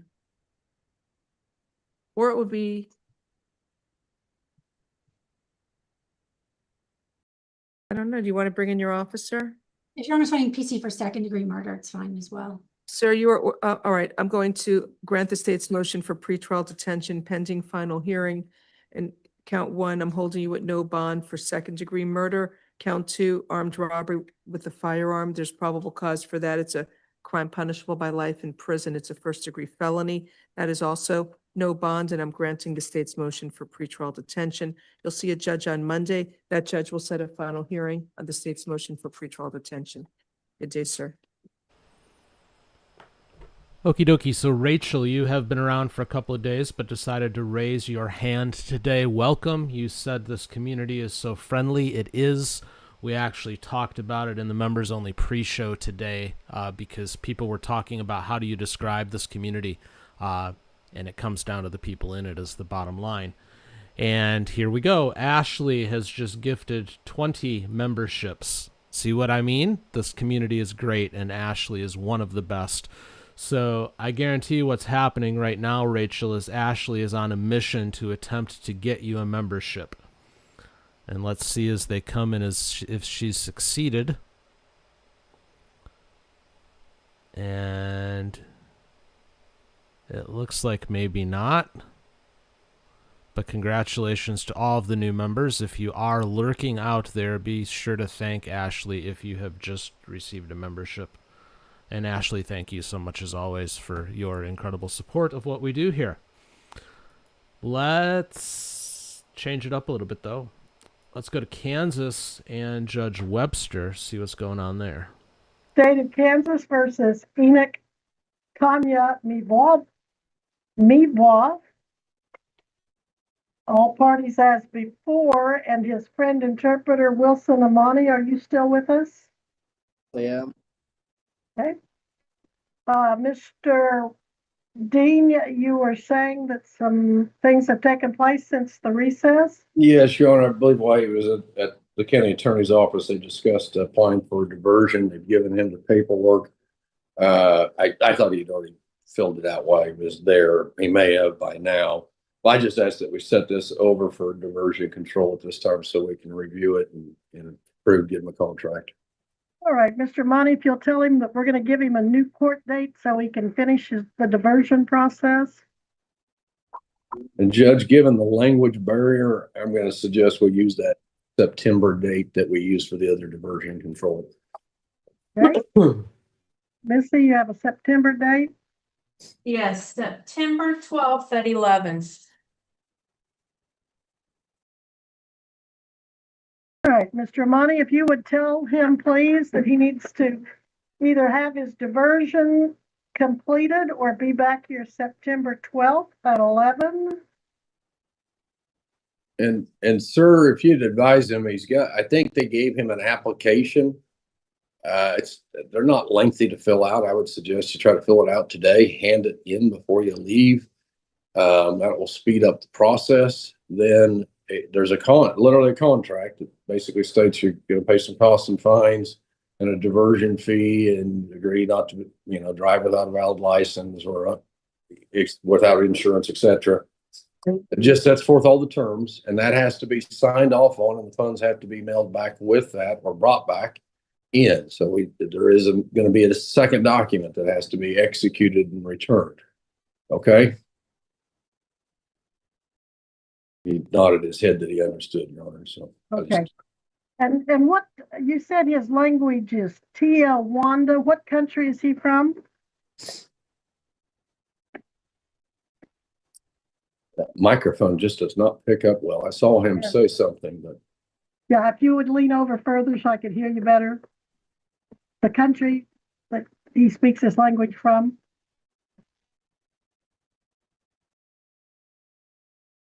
I'm not hearing you at all. Are you from Rwanda? Uganda. Uganda. Uganda. But it's TIA, like TIA? No. Okay, just want to make sure I have the right language in case if this goes on much longer than I would want an interpreter that is trained and certified to do that. All right, thank you, gentlemen. If there's nothing further, you can go at this time.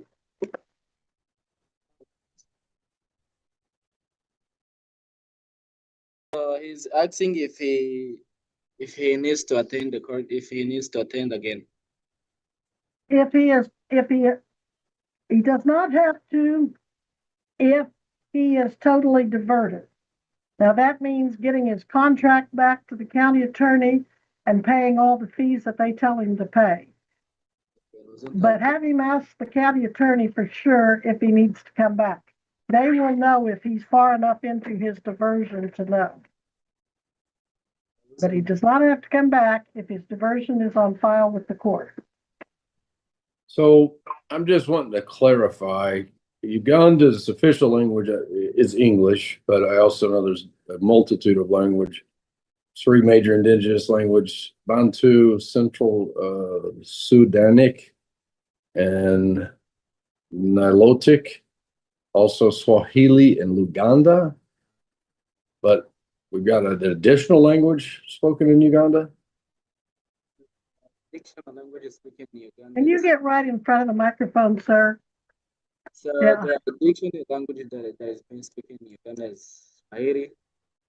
But it's more like mixed, so they speak Kinyarwanda and Swahili. Okay, he's not So saying Uganda. it's a regional dialect. It sounds like, Your Honor, of a mix of two of the second tier of languages spoken within the country. That may be a little bit tough of a call. Well, I don't think he was saying Tia. I think I heard an R in there. Did you ever figure out how to spell the language? Oh, Uganda, Kinyarwanda, it's Kinyawanda. Kinyarwanda.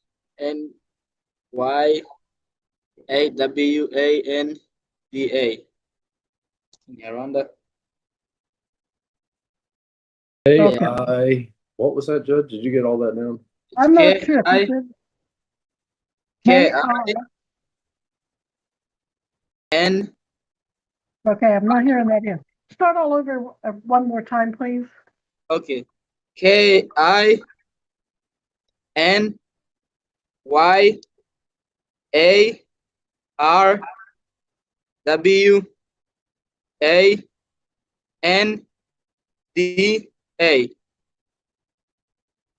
No, I'm still not sure I got it. Okay. What was you said A was the last letter. What did you say right before that?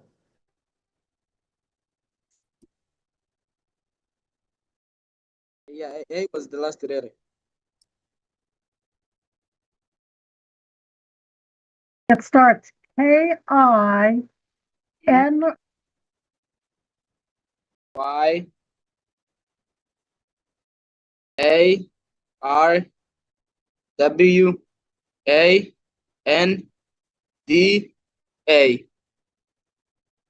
YARWANDA. Rwanda.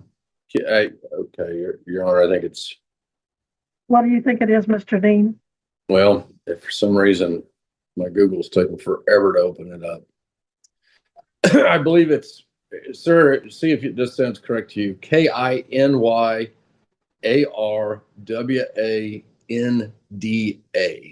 Yes. All right. Sorry, we were having trouble with that. Just wasn't working for me. All right, that's the language, and it's from Uganda. Okay, you're wrong. Uganda. All right, so again, if he has his diversion completed, he will not have to be back here.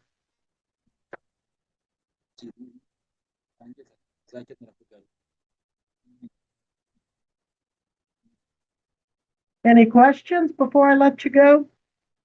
He's asking how much is for the diversion. The county attorney will cover that.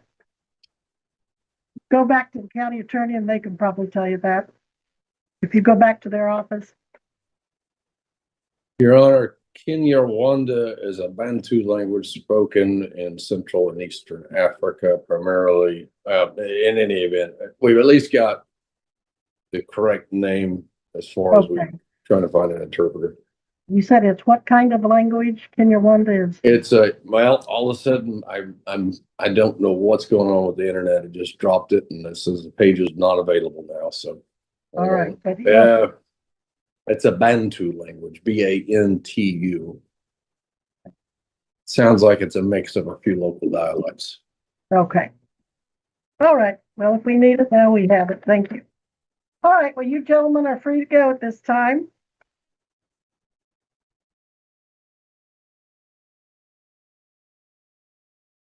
And then Mr. Urban, if you want to come up.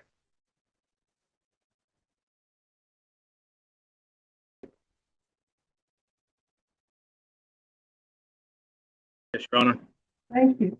We are on the record in case number 2025 TR 179, State of Kansas versus Chad A. Urban, Assistant County Attorney Paul E. Dean for the state, and the defendant Chad A. Urban in person and pro se. And I believe, sir, you were here June 3rd for your first appearance on improper registration of a vehicle allegedly committed on April 29th of 25. You were thinking about applying for an attorney and you were going to fill out a form. Did you do that? No, ma'am. All right. Did you decide to proceed in another manner? I'd like to plead guilty and pay the fine for the right charge. During the first proceeding, you stated that it was for expired registration. Well, I probably said unlawful or expired. It could be either one. All right, I apologize. I was finishing notes up on that language. What was the case that was called? This is Mr. Urban, E-R-B-I-N. And Mr. Urban is questioning the charge KSA 8-142, Karen 6. I'll look that up for you real quickly, make sure that you know what you're charged with. That is important. And you're right. Okay, for some reason, that file did not get pulled there, but they did scan it in. Okay. Okay. It's a registration and title offense, 8-142.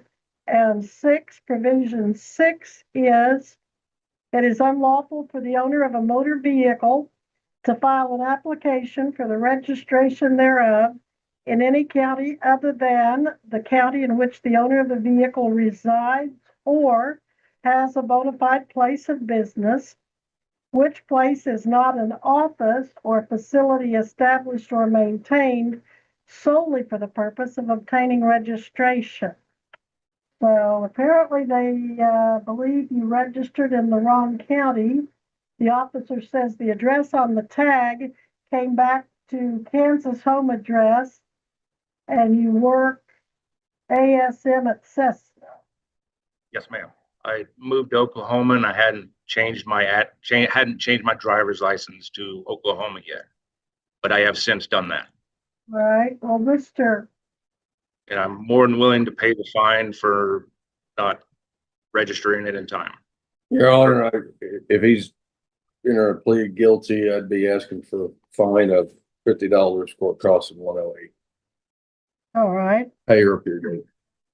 So you said you were in Oklahoma at the time, living in Oklahoma, but you hadn't changed it. So does that mean you're admitting that you didn't change your address? Didn't change my address. Yes, ma'am. And sir, that's what's cited on the ticket. There may have been a reference to a registration to a lapse or expired or unlawful. Sometimes those are just generic terms we use in these cases, but the actual citation is what's discussed. Because it has you were cited with that subparagraph. Yes, only the officer's notation. So, all right. And is anyone making you enter this plea of guilty today, or are you doing it of your own free will? My own free will. And you understand that you have a right to a trial, but if you plead guilty, you'll be giving up that right? Yes, ma'am. All right. You gave me the basis for it. So I will find you guilty. And Mr. Dean, the recommendations you said were? $50 fine and court costs of $108. Set a pay or appear date based upon when Mr. Irvin states he can pay. All right. It's the fine is 50, court costs are 108, total due 158. By chance, can you pay that today, or do you need some time? I can pay that right now, ma'am. All right. If you'll go upstairs to the second floor, then we will make a note that you're paying today. So I don't think we'll need a pay or appear, Mr. Dean. Sounds good, Your Honor. All right. And that will conclude this case. We'll be in recess. If you need any help finding the clerk, just ask the officer and he'll get you upstairs. Thank you, Your Honor. You're welcome. Thank you, sir. Let's see if we have any other. I think they're all Mr. Pause until 11.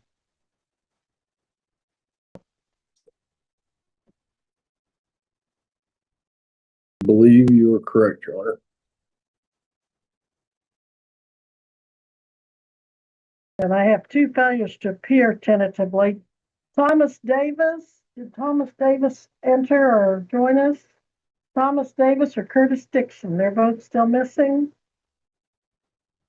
Oh no, Curtis Dixon's here. You didn't answer a while ago when I called.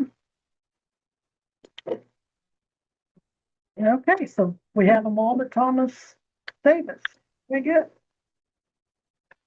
Mr. Paul, Mr. Dixon is here now, so the only no-show is Thomas Davis.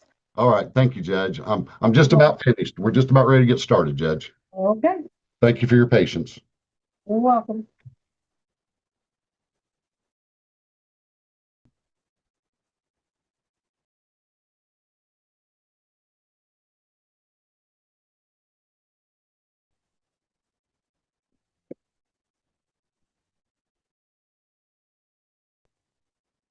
Judge, we don't accidentally have somebody who was here for 11 o'clock docket that's pro se, do we? I was wondering that too. Is there anyone here that's, I don't think so, but I'll ask if there's anyone here that's supposed to be here at 11. Or doesn't have Mr. Paul as an attorney? While she sorts out where to go next, I just want to show you this. This is what Judge Stevens' day has devolved into at this point. This is a man who is just ready to be done with his day, if there ever was somebody who was ready to be done with his day. I hope he gets to go home soon. Let's go back to Miami. 2002. He has tons of pages of priors. I'm 2002. setting a bond. What do you want? Just grand theft or burglary? I don't What know, do you- he's taking stuff off of people's porches. At 11:57 at night. I think standard bond, which is 2,500 each count. Each case. Okay. $2,500 count one and 2,500 count two. Muy bien, entonces indica su señoría que también tiene antecedentes del año 2002, que hay varias páginas de antecedentes. Se le pregunta a la fiscalía qué está solicitando en cuanto a fianza. La fiscalía hace notar de que el señor está pues llevándose cosas de los portales de las personas. Su señoría nota que nada más y nada menos que a las 11:59 de la noche piden $2,500 para cada uno de los cargos y se le impone, señor, $2,500 en el cargo 1 y $2,500 en el cargo 2. All right, the next Would you case. Judge, would you consider house arrest for Mr. Barea? He does not have funds for bond. He's No, 70 I'm not doing that. It's three separate cases. It's not one, and he keeps going into Surfside, which is a small community, to these houses, which are in the interior. Sir, sorry, go ahead. La defensa pide si le pueden, por favor, considerar arresto domiciliario, ya que usted no tiene los fondos para costearse dicha fianza. Su señoría niega la petición, dado que usted tiene 3 casos. Usted aquí se indica que se adentró en esta comunidad pequeña de Surfside a continuar hurtando, y estas son casas de interiores. The next case is from July 13th, where he's charged with grand theft from the dwelling or curtilage and grand theft with the prior conviction.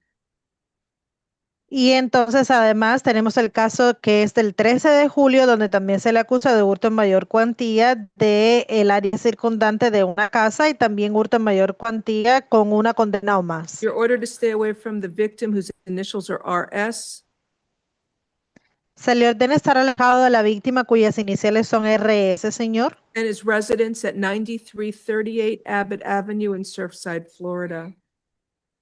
Y se le ordena también estar alejado de la dirección de la víctima, que es el 9338 Avenida Abbott en Surfside, Florida. So I'm setting a bond. Count one is $2,500.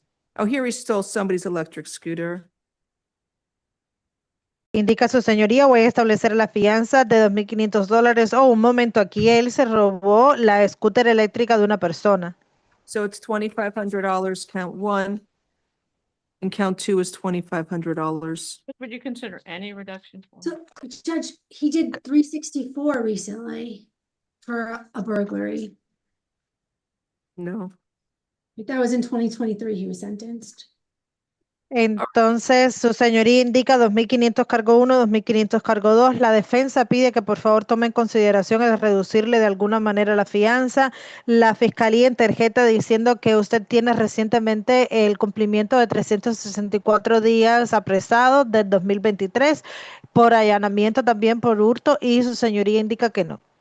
So count one will be $2,500, count two will be $1,000. Bueno, ahora en el cargo 1 van a ser $2,500 y en el cargo $2,000. Right, next. Was that one, Judge? That's the F25 15160. 25 and 1,000? Yes, ma'am.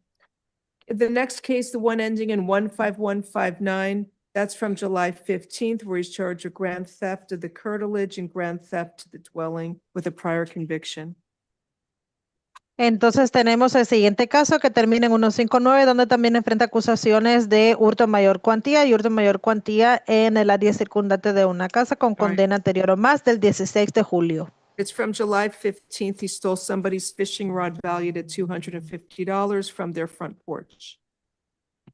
Este es de julio 15, perdón, donde se indica que usted se llevó la vara de pescar de una persona de allí de su portal por un valor que tiene un valor de $250. In this case, you're ordered to stay away from the victim's home at 9417 Carlisle Avenue in Surfside, Florida. Se le indica, señor, que usted tiene que estar alejado de esta persona y su dirección ubicada en el 9417 Avenida Carlisle en Surfside, Florida. So count one will be $2,500, count two will be $1,000. Acá tenemos entonces fianza en el cargo número 1 de $2,500 y en el número 2 de $1,000. Good day, sir. Buen día, señor. Next is, I have more for victims? Let me do this lot and I'll call them. Giuliano Tormena, page 7. He has a bench warrant misdemeanor. He should go this afternoon on. Thank you, sir. Good afternoon now. You were arrested for forgery. I'm not sure if they're all before me. Let me look. Yeah, forgery, commercial vessel registration violation, leasing a vessel without a written agreement,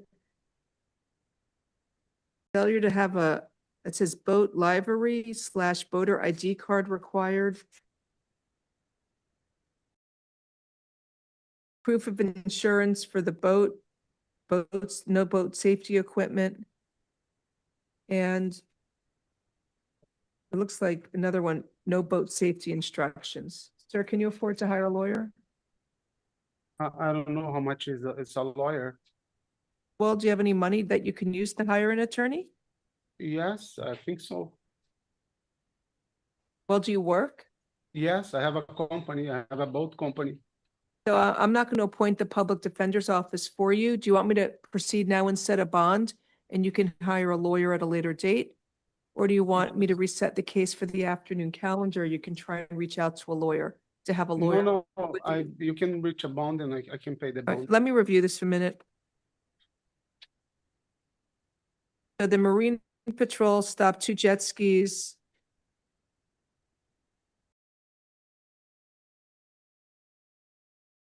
And so I guess he had all these violations.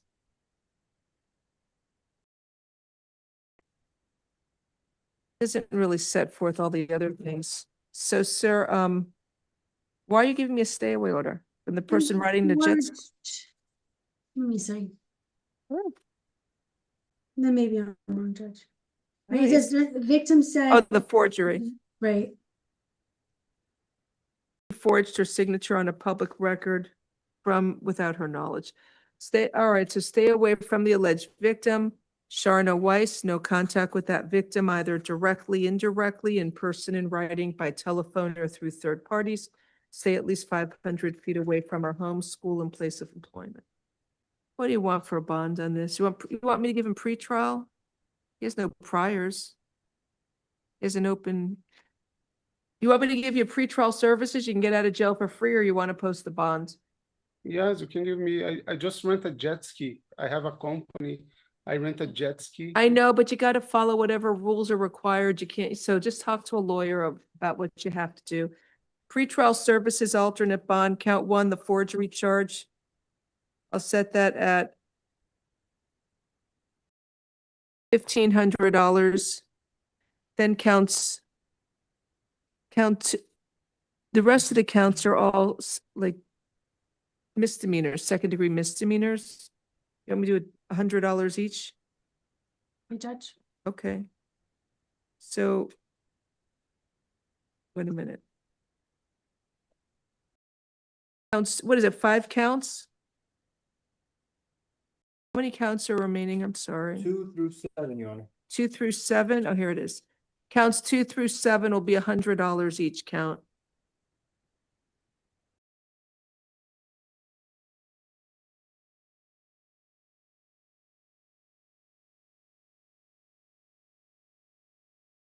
All right, so sir, you can either call a bondsman to post the bond, or you can I referred you to pretrial services, and if you have somebody who can verify where you live, you don't have to pay any money for a bond. Okay? Okay. Have a Thank you. nice day. Thank you.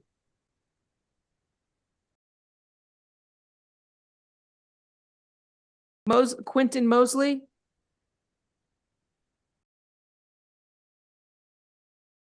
Good morning. Also, corrections, when you have a chance, can you bring in Pablo Daniel on page 13, and then there's also, was it 11 or 13? There's two. I'm sorry. Jacob Arizmendi, page 13, and Pablo Daniel.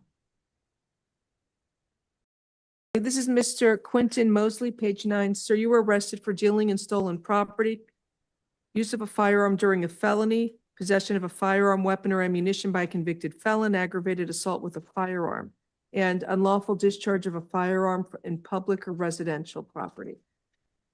I will appoint the public defender's office for you.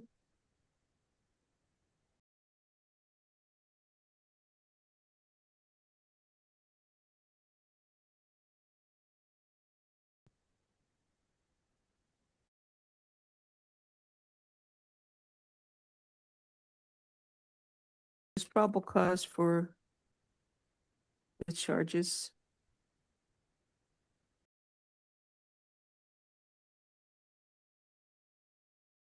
All right, you are ordered to stay. It's a stolen gun too.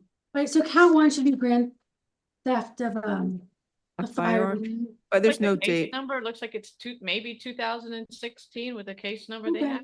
All right, No date. it shouldn't be dealing in stolen property regardless. Right, sir, you are ordered to stay away from the alleged victim whose initials are SS, no contact with the victim either directly, indirectly, in person, in writing, by telephone, or through third parties. And you must stay at least 500 feet away from the victim's home, school, and place of employment at all times. And count one is grand theft of the firearm. What bond do you want? I guess this court is raising an issue on knowledge. I'll set it at count one is $1. Count two, use of a firearm during a felony. There's probable cause for that charge, $1,000 bond. Incorporated in count 4. I don't care. It's a separate charge that they can bring. He's a convicted felon and shouldn't have a gun. Count three, use of a possession of a firearm by a convicted felon is $7,500. Count four, aggravated assault with a firearm is $5,000. I'm sorry, yeah, $5,000. Would Your Honor add house arrest? And count five, unlawful discharge on residential or private public property is $500. Judge, what was the bond for count 2? 1,000. I made $1,000. Doesn't have a lot of bad. But Judge, he's a convicted felon with a gun and he discharged the weapon. For drugs, not for violence.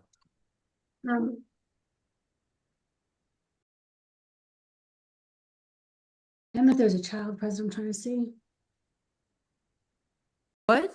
Where he says the defendant fired one round towards the, so he's a convicted felon and shot a gun at victim. Yeah, but I wasn't gonna add A house stolen arrest. gun. I'm concerned for the safety of the victim. She was trying to break up a fight, an argument he was having with the victim's sons. So were there kids there as he's discharging a gun, despite the fact that it's stolen and he's a convicted felon? Okay, plus house arrest, level 3 house arrest. Have a nice day. Alternate or it's Plus. Plus.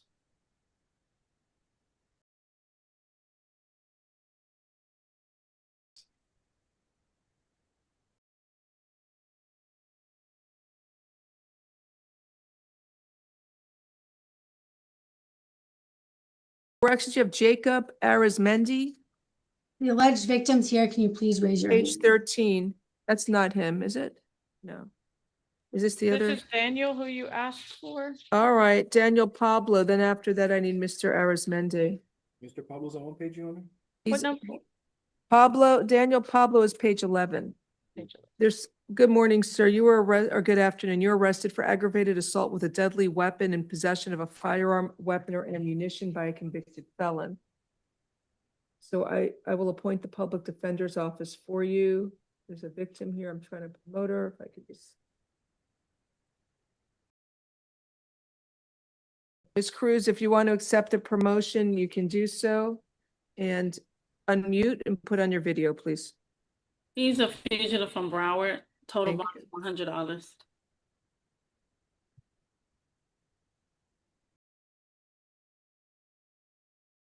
Good afternoon, ma'am. Can you raise your right hand and be sworn, please? Do you swear, you got to raise your right hand. Do you swear or affirm the testimony you are going to give in this proceeding will be the truth? If so, state I do. I do. Thank you. You can put your hand down. Please tell me your name. My name is Rosalind Cruz. All right. Are you afraid of Mr. Daniel? Yes, ma'am. I believe that he's suffering really bad from a mental illness. Okay.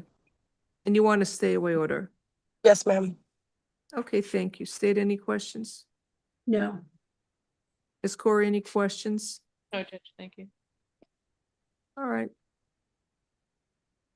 Your Honor, I have a question. Yes, ma'am. He does have, he's not gonna be getting out today, right? I don't believe so. He has a hold for Broward County. And The I'm hold for sending Broward it- County, though, has a $100 bond.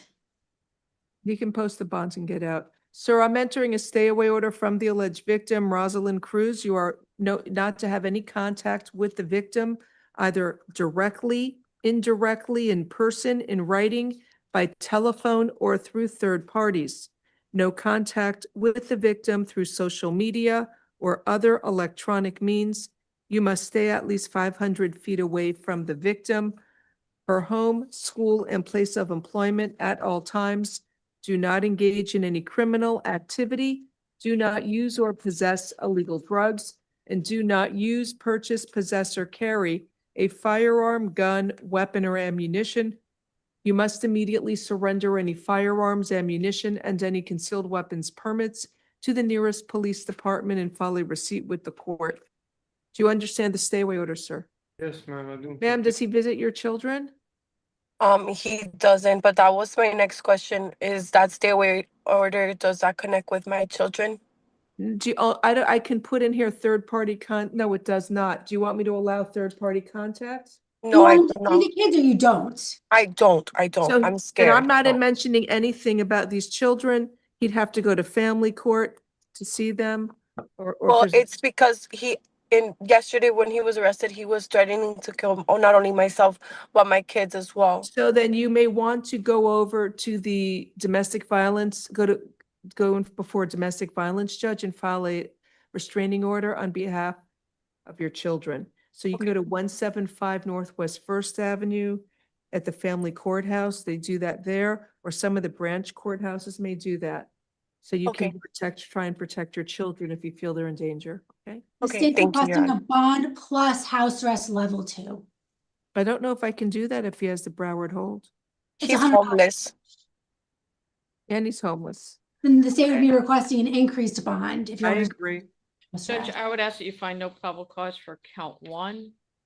The arrest form indicates that he pointed the firearm at a camera. That is not sufficient for an aggravated assault, Judge.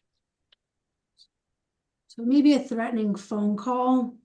Was it written threats to kill or do bodily injury? Yes. I provided text messages also from 2 days before to the detective.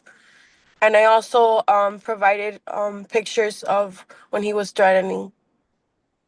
And he had a firearm at that time. He's a convicted felon.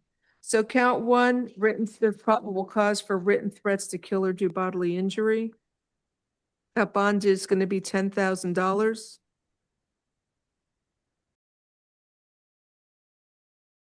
Count 2. State's Possession. requesting 15,000. Count 2, possession of a firearm by a convicted felon is a $15,000 bond. Good day, sir. Please stay away from them. Make sure you comply with the court's order or you can get rearrested and face additional charges. Your Honor, wouldn't do the house arrest and you'd have to figure it out. I am really concerned for her safety. He's homeless. She just said it. I'm just really concerned because he knows where I live as well. And he knows where my kids go to school too. Please go to one of the courthouses, the branch courthouses, or the Lawson E. Thomas Courthouse Center at 175 Northwest First Avenue. You can go and see the clerk. They'll tell you how you can fill out the paperwork to file for a domestic violence injunction on behalf of your two children to try and protect them. If you have any other questions, please call the state attorney's office and speak to a victim witness coordinator. Good luck. Okay. Thank you, Your Honor. Thank you, State. Okie dokie, let's change it up. Let's go to Texas, but let's spend some time with Judge Rubber Gloves. Yeah, they moving a little slow. Man, my scroll is just white. Yes. Here we go. Okay, here we go. Coffin.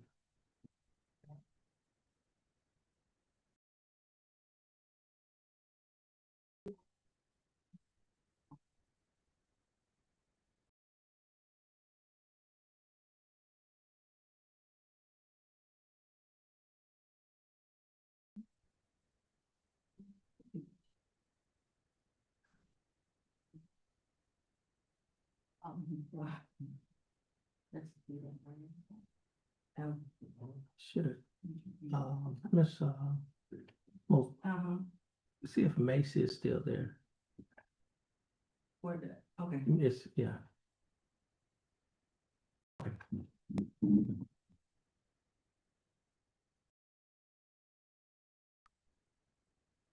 Okay. Jefferson County Court at Law number 2 is back in session. The court is in session and calls numbers 25 CCCR 0260. Case is filed in the state of Texas versus, is that Caitlyn or Caitlyn? Caitlyn. Caitlyn Van Duran. Ms. Van Duran, is that your full name? Ms. Van Duran, would you please raise your right hand? Ms. Van Duran, do you swear affirm to tell the truth, the whole truth, and nothing but the truth, so help you God? Ms. Van Duran, you may put your hand down. How are you doing, Ms. Van Duran? I'm doing fine, thanks for asking. Ms. Van Duran, you're represented in your case by your attorney, Christy Compton. Attorney Compton, how are you doing? Doing well, Your Honor. That's good. Now, Ms. Compton, do you waive a record in Ms. Van Duran's case? I do, Your Honor. Ms. Van Duran, I have before me on my computer a document that is titled Information. This information was filed by the Jefferson County District Attorney's Office. In this information, it alleges that you, Caitlyn Van Duran, on or about December 20th of 2024, while you were in Jefferson County, Texas, that you committed the Class A misdemeanor offense of theft of property, which was greater than or equal to $750, but less than $2,500. Ms. Van Duran, do you understand what you have been charged with? Yes, sir. To this charge, Ms. Van Duran, how do you plead? Guilty, not guilty, or no contest? Guilty. Are you pleading guilty freely and voluntarily? And are you pleading guilty because you are guilty? And Ms. Van Duran, I also have before me a document that is titled Misdemeanor Plea Admonishments. This document is also labeled as State's Exhibit Number 1. Do you recognize this document? On page 2 of this same document, there's a set of initials on the line next to the box that's checked guilty. You place your initials on this document.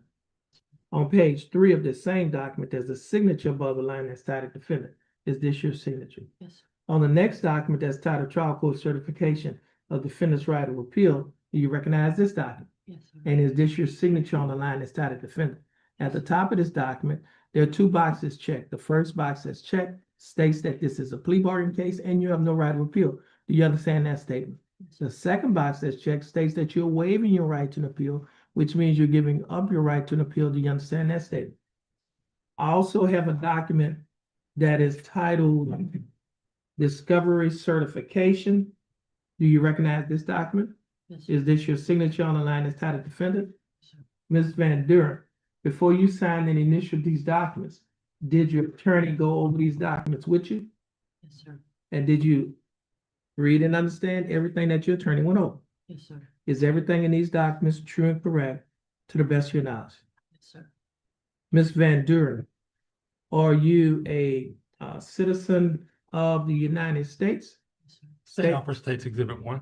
Any objections? No objection, Your Honor. No objections. States Exhibit number 1 will be admitted. And Ms. Carlton, you've advised and counseled Ms. Van Duren. Is there any evidence that she is mentally incompetent to stand trial? No, Your Honor. Ms. Van Duren, your attorney, Ms. Carlton, has advised and counseled you. Are you satisfied with her representation? Yes. Has she provided full, effective, and competent legal representation? Sir. Ms. Van Duren, I will accept your plea of guilty. I will find that you are mentally competent to stand trial. I will also find that your plea and waivers were freely and voluntarily given. And I will also find that there is sufficient evidence to find you guilty beyond a reasonable doubt. State, do we have a plea bargain agreement? Yes, we do, Your Honor. And what is the agreement? We'd ask the court for 1 year of deferred adjudication with a fine of $500, repayment of court costs, 40 hours of community service, and completion of the theft prevention class. Okay. And Ms. Carlton, were you appointed? Yes, Your Honor.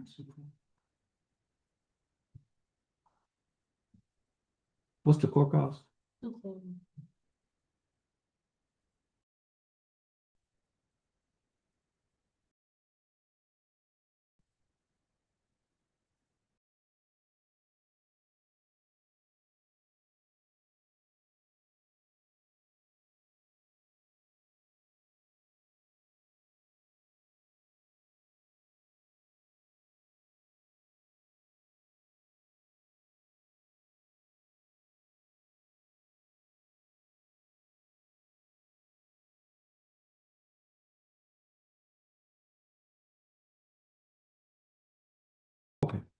Ms. Van Duren, the state is offering that you serve 1 year deferred adjudicated probation. During the 1 year probationary period, you'll be required to pay a fine of $500, plus court costs of $277. You'll be required to pay a probation fee of $60 a month, your analysis fee of $15 a month, reimbursement fee of $15, and you'll be required to pay you'll be required to reimburse Jefferson County court-appointed attorney's fees of $350. Now, your total monthly installments, that is the total amount that you will be required to pay, is $186 a month. Will you be able to pay the $186 a month? Yes, sir. You will. You will also be required to perform 40 hours of community service, attend and complete a theft class, and adhere to the other standard terms and conditions of this probation. Now, Ms. Van Duren, do you understand the state's offer? Yes, sir. Do you think that the state's offer in your case is fair and just? Yes, sir. Do you accept the state's offer? Yes, sir. Now, Ms. Van Duren, I'll follow the plea bargain agreement that you have entered into with the state. Now, Ms. Van Duren, if you successfully complete this probationary period, this case will not result in a conviction on your record. It will be dismissed, and you may qualify for a non-disclosure whereby your record will be sealed to the general public. You can talk to your attorney about the non-disclosure because she's quite competent in those matters. Okay. Now, Ms. Van Duren, this will conclude your case. And Ms. Van Duren, I see that you came to court with someone. Who is that? Mama. Your mother. Okay.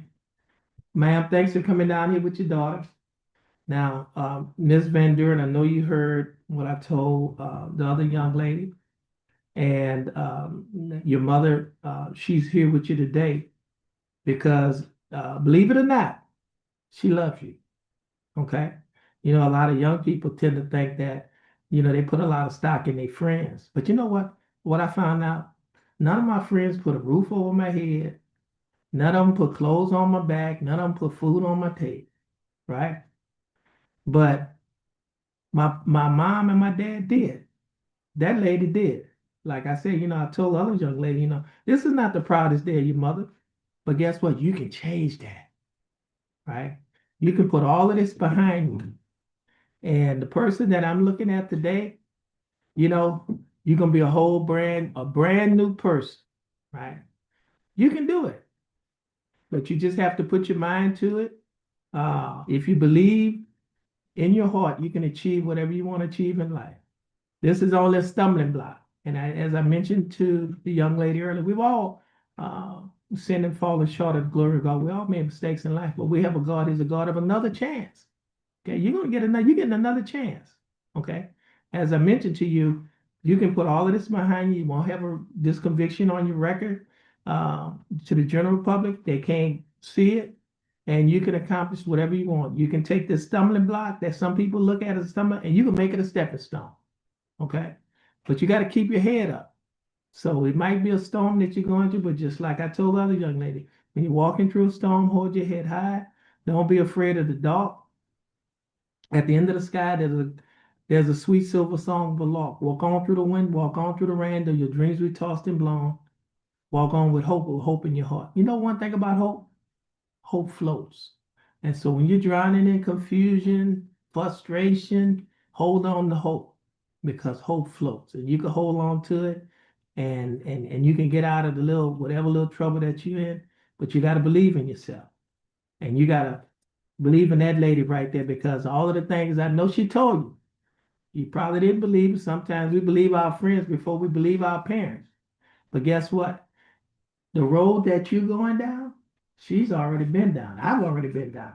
We're looking through our rearview mirror. And so what we're trying to do is tell you what to avoid, okay? So that you won't fall in some of the pitfalls that's along the way.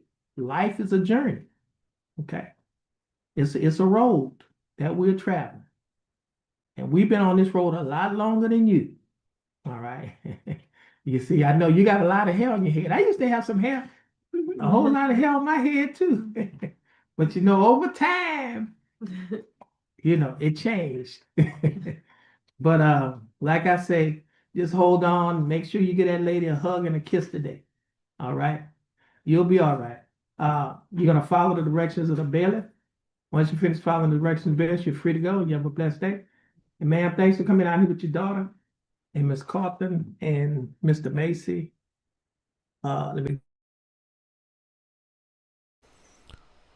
Okie dokie, before we move on to the next place, next nature scene I have for you, this is from Mackinac City up in Michigan. We are looking at the Mackinac Bridge. Very peaceful up there. It's one of my favorite places on the planet. I've been very truthful about the fact that I will never go back to Michigan to live. However, I do love that area, the upper part of the Lower Peninsula around Traverse City and then up there by the bridge. And then a lot of the UP is just lovely as well. So when it's not snowing anyways. So while you guys stare at that, I'm going to prepare the next thing. Because it is Friday, and it is about that time. If you're new to the channel, this is where we indulge in our guilty pleasure. It is a court that has horrible production values, a grumpy judge, though there is a guest judge today. And just all around creepiness, and you'll see why. My friends, I give you Dungeon Court. Mr. Ashworth, I'll go to you. Would you have any problem, because it's a little bit of an unusual situation with the handoff, would you have a problem with doing a brief continuance for a couple of weeks, that way that Mr. Stratton can at least send out a letter informing him to be here prior to the potential warrant being issued? Okay. Your Honor, that's fine. Mr. Smith gave me the file. It appears there's no phone number in there. If Mr. Ashcroft has a phone number for him and his discovery, maybe he can provide that to me. Okay, and I think Mr. Smith indicated that there's an address, and so you can always send a letter. Yeah, I'll do that. That way we've at least covered the basis with that. So, I'll start with you, Mr. Stratton, because I know you had some trials scheduled, I believe, early in August. How's the 8th look for you? The what? I'm sorry? The 8th. The 8th will work, Your Honor. Okay. Mr. Ashworth, how's the 8th look for you? All right. I'll continue this till August 8th for pretrial at 10 a.m. And then we'll see if Mr. Meredith shows at that point, and we'll take the case up further at that time. All right, thank you, Your Honor. Very good, thanks, sir. Thank you. Mr. Ashworth, do you have anything, any other cases here today? I have one more, Your Honor. It's Tisha Kessinger Mullins, which Mulford's defense counsel, and we can dispense with it quickly if you'd like.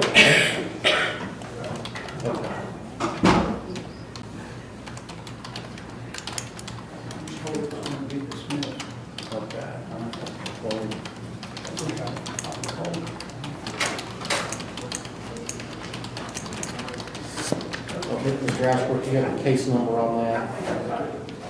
Sure, I can find one for you. I think we've got it. State of Ohio versus Tricia Kessinger Mullins, case number CRB 18318. This is CRB 18318, State of Ohio versus Teresa Kessinger Mullins. Mr. Ashworth is present on behalf of the state. Mr. Morford is present on behalf of Ms. Mullins. Mr. Ashworth, Mr. Morford reached out to me this morning to see if his client would need to appear here today, and it was indicated that my understanding was you guys had an agreement to dismiss this matter. That's correct, Your Honor. This is an old matter. It was actually handled by an earlier special prosecutor. It was filed back in 2018. I got it recently. After discussion with Mr. Morford, I think Okay, I must interrupt. Tim, this is not your laptop. This is the court. Again, this is our guilty pleasure here. The production values are horrible. The judge we normally have is grumpy. We're pretty sure they torture people off scene. It has this whole basement dungeon meets Cold War bunker vibe. This is Dungeon Court. Just enjoy it for what it is, my friend.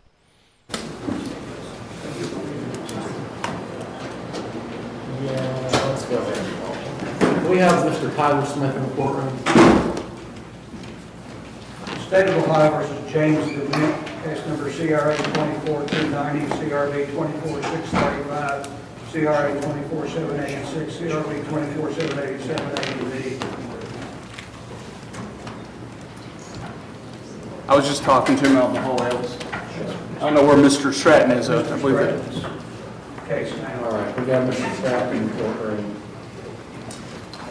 So the State of Ohio versus James DeWitt, CRA 24240, CRB 24675, CRA 24786, CRB 24787, You can give it to them. CRB 21859. We're calling this a little out of order. Mr. Smith, I don't know if you heard Mr. DeWitt, but Mr. Smith has taken a new position, and he has to withdraw the line for all these cases. He had to withdraw from all the cases. You have been reassigned a new appointed attorney, Mr. Stratton. Yes, sir. I don't know if you've had an opportunity to meet with him at this point or not, but we'll go ahead and handle this portion of the matter. Your Honor, I believe that hometown, Mr. Stratton has the new letter, but I believe that there was something about work. Is that correct? No, I've been going to work. Okay. It was a home pass that they called about like 3 weeks ago, and they needed the judge's approval, but they couldn't answer for the judge. And I guess you're the judge that put me in hometown, so I was wanting to go like overnight pass on Saturday night. That's part of my program, but they had no way of getting approval from the judge over the phone.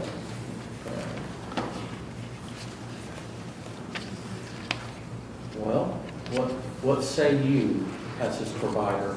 Okay, so I reached out to the other court liaison to see about what was going on. And she said that since he's not on a monitor or anything, that the way that they earn passes is they have to earn them just like every other client, you know, good behavior, things like that. So I'm not sure who the house monitor reached out to about the passes, but I mean, I don't think there was a problem with it. There wasn't. It's okay with the judge, and so. Well, She's double checking to make sure that, so I didn't expect him to be called this soon, so. I typically take the position, Mr. DeMint, that if I'm not going to get involved in your treatment from the perspective of if they think it's appropriate and you're not on a lockdown monitor, then it's fine. My house monitor needed something in writing that it was okay. That, not that you're approving it, but that there's nothing against it. Well, I think that you should be able to tell them that if the judge is okay with it. Because I've been waiting a month. Yeah, I typically I'm not going to take a position on it. If they believe that it's okay and appropriate, then I have no problem with it. Yes, sir. You've been compliant, and you're doing good in your treatment. Now, if you want to monitor and there was some concern there, that would be a different story. Because Right. they would need approval. I was just from the court, covering. But with this, as far as I'm concerned, if your treatment provider's fine with it, I have no problem with it. If they are not fine with it, Yeah. I'm not fine with it. Right. Okay? All right, and then she can tell them. Okay. All right, good. All right, Mr. Stratton. Your Honor, we just need to continue on, maybe set this out sometime in August.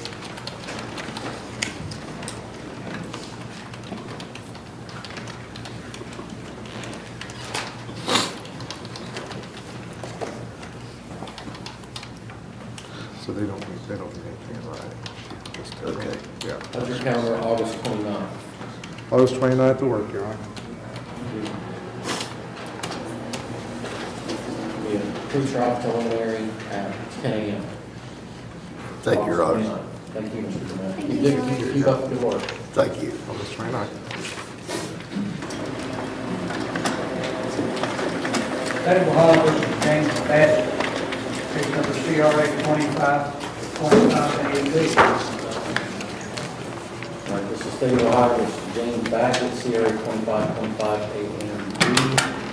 This was originally Mr. Tyler Smith's case as well. Attorney New Steyer has now been appointed on the matter, and Mr. Tyler Smith has been presented to withdraw. But we want to go ahead and call the case in case you haven't had time to speak with your new attorney and let you know who they are and the like in case we need to recall that. State's represented by Attorney Philip Hoover.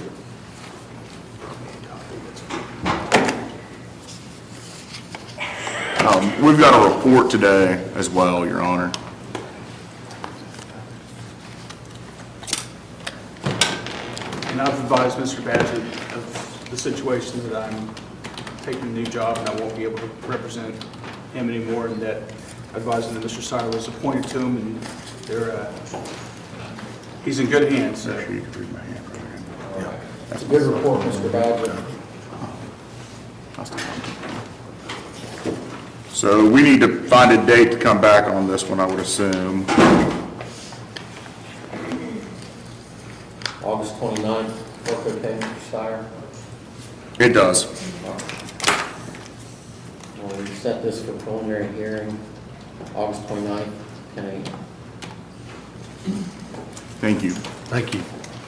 State of Ohio versus Jonathan Gibson, case number CRA 2597, CRA 2598.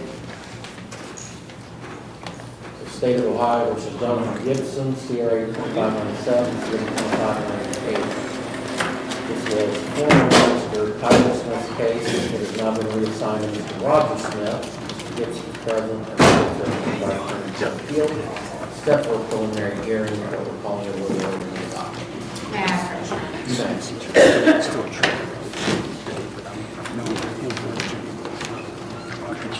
You do well, right? Yeah.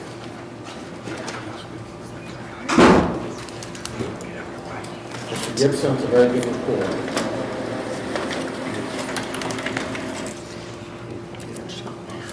I've advised Mr. Gibson as well that I'm having to step down, that my grandfather will take over. Holy cow.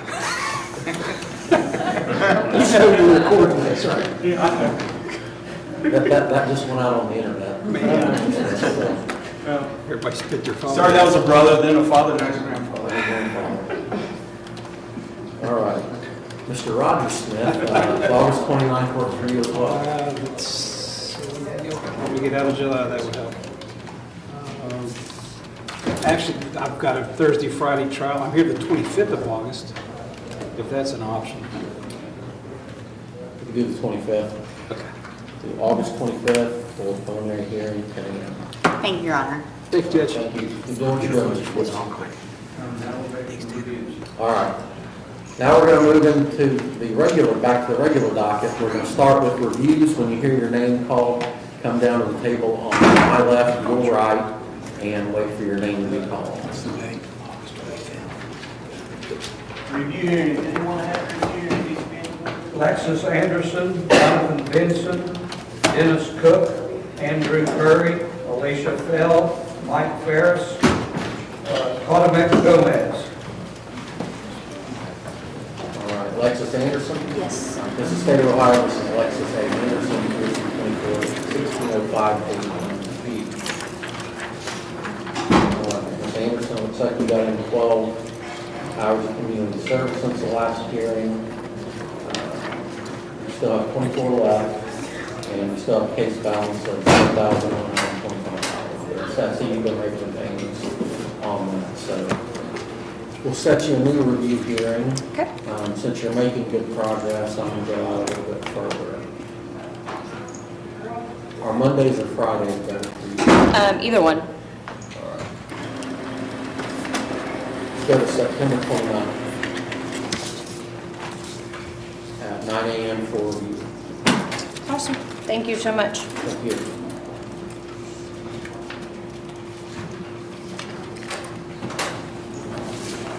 Jonathan Benson? Yes, sir. All right, this is State of Ohio versus Jonathan Benson, PRC 241988 KBNC.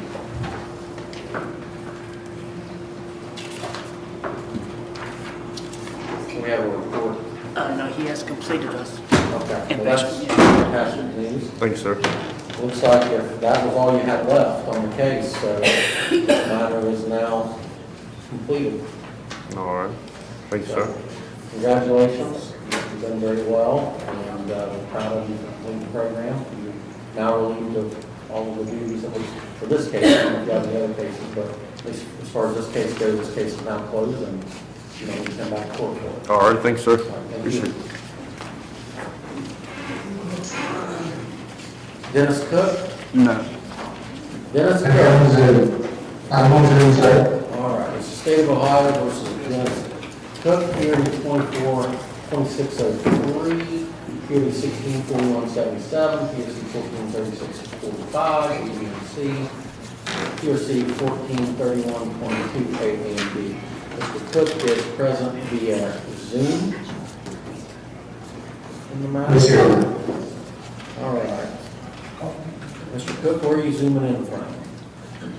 Scholar. You're at the Stark Community Justice Program? All right. Yes, sir. Since you're there, there's not a whole lot you can really do on the cases at this point. So we're going to set you a new review. Any idea when how long have you been at Star? It's May 28th, sir. Okay. Any idea the approximate time of completion? Not right off, hang on just a second here, Ms. Green here.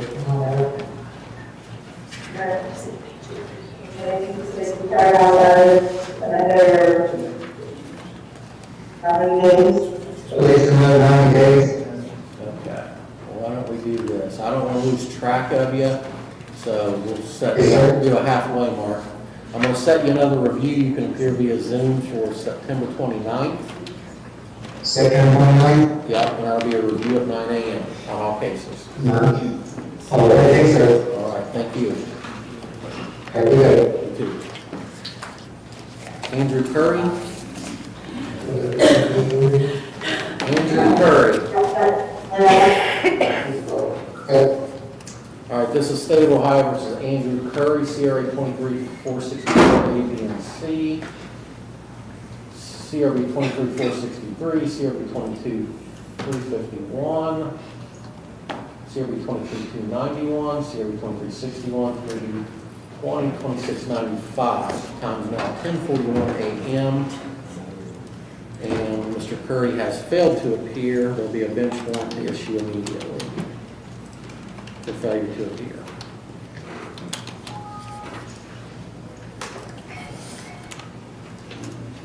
Alicia Fell. The State of Ohio versus Alicia Fell, TRD 20-2695. This matter was set for 9 a.m. Time is now 10:42 a.m. Ms. Fell has failed to appear for the hearing, so there'll be a bench warrant to issue immediately.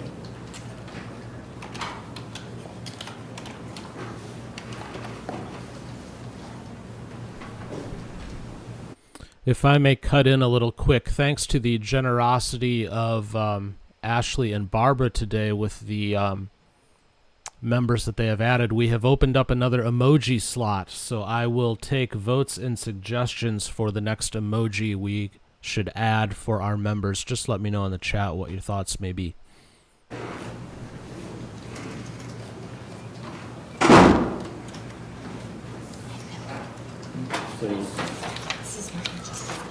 Sir, what's your name? I go by Cody, but it's Guatemala. Okay. Yeah. Mr. Gomez? Yeah. This is State of Ohio versus Parliament Gomez, 24-416.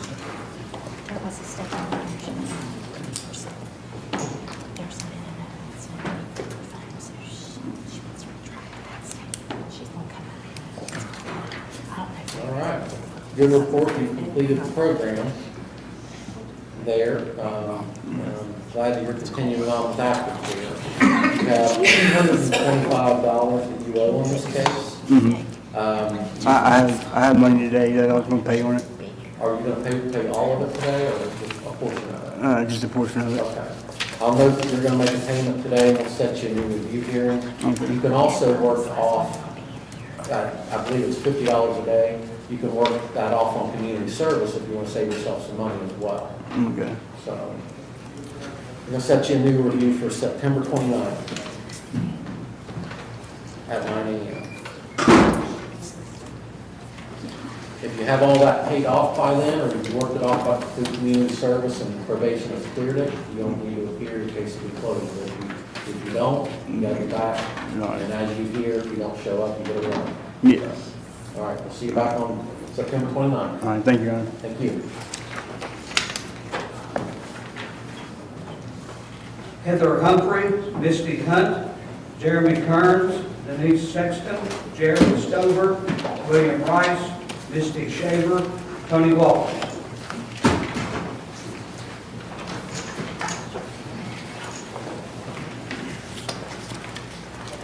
Heather Humphrey. Hello, Your Honor. Good morning. The State of Ohio versus Heather Humphrey, PSC 24-1981. Ms. Humphrey is present here this morning. Looks like you still owe 24 hours of community service and $543 on your fines. Do you have a Yes. payment today? I have like $7, yes, Your Honor. Okay. I know that you're going to make a payment on this. This is a 24 case. So you need to start working off, getting rid of your community service. So. Yes. Can I explain? Due to my situation, still living out of my car with the heat and stuff, I'm having to use more gas and stuff, like to charge my phone and keep the air on. So it is harder to get over here now because I stay closer to my work, which I'm only making $150 a week. So it has been difficult, but Sure. yeah, I do. If you speak with probation, they may be able to set you up somewhere close to where you're at, Okay. so that you can do community service right where you're at. And then, Okay. Which, I know community service may not always be pleasant, but. No, I want to get it done because Judge Capper said that I could work off my fines as well, which is I'm grateful for that as well. And, it's hot outside and I like it. I'm sure it's hotter and a lot worse if you're sitting in your car. Yeah. So it's probably, this is one of the instances where no matter what you're doing for community service, it's probably better than just sitting. So Yeah. if you'll speak with them, I'm sure they can maybe help you be able to find somewhere. Okay, I appreciate that, Your Honor. No problem. I'm gonna set you back for September 29th for review at 9 a.m. The 29th at 9 a.m. Yes, ma'am. Thank you, Your Honor. You have a great day. Thank you, you too. Misty Hunt. It's the state of Ohio versus Misty Hunt, 2088 ABNC and CRB 21577. Ms. Hunt is present.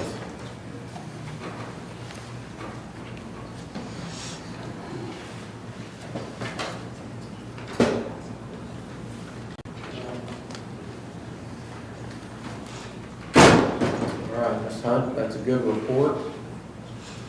You're down to 9 hours of community service left and $325. So your sobriety is the most important thing right now, but if you can get out and do some community service, that'll only help speed the case along. I've had some health issues for this past month. Has been really bad. I've ended up having walking pneumonia and stuff, but I plan on getting it completed and done here within the next couple of weeks. As someone who's had that, make sure you get that taken care of, that Yeah. stuff can kill you. Yeah. So, I'm gonna set you back for review September 29th. Good report, keep doing what you're doing. Thank you. Jeremy Kearns.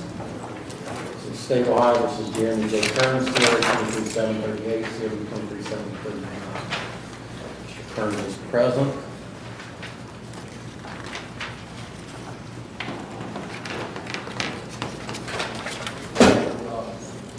Received a good report here this morning. And looks like you're just down to completion of your treatment and 12 hours of community service. You're moving in the right direction. You're almost there. Thank you. I'm going to set you back same day, September 29th. Thank you, Your Honor. At 9 a.m. Thank you.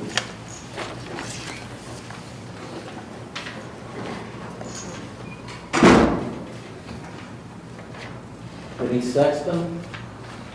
So the State of Ohio versus Denise Sexton, CRB 24538. Sexton's present, receive your report.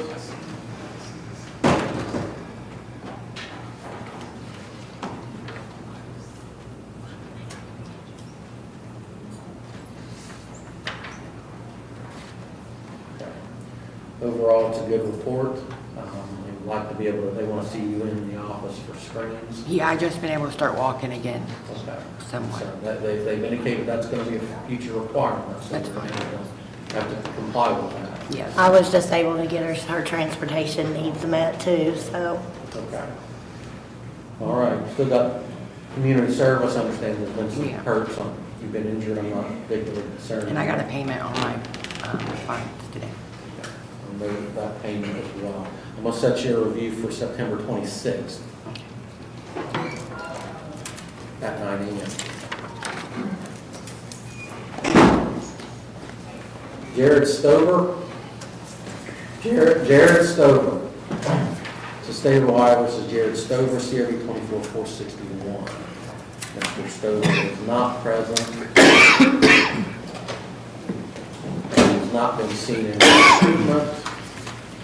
And there's no call and no show for several appointments, so it'll be a failure to appear. They want to issue immediately.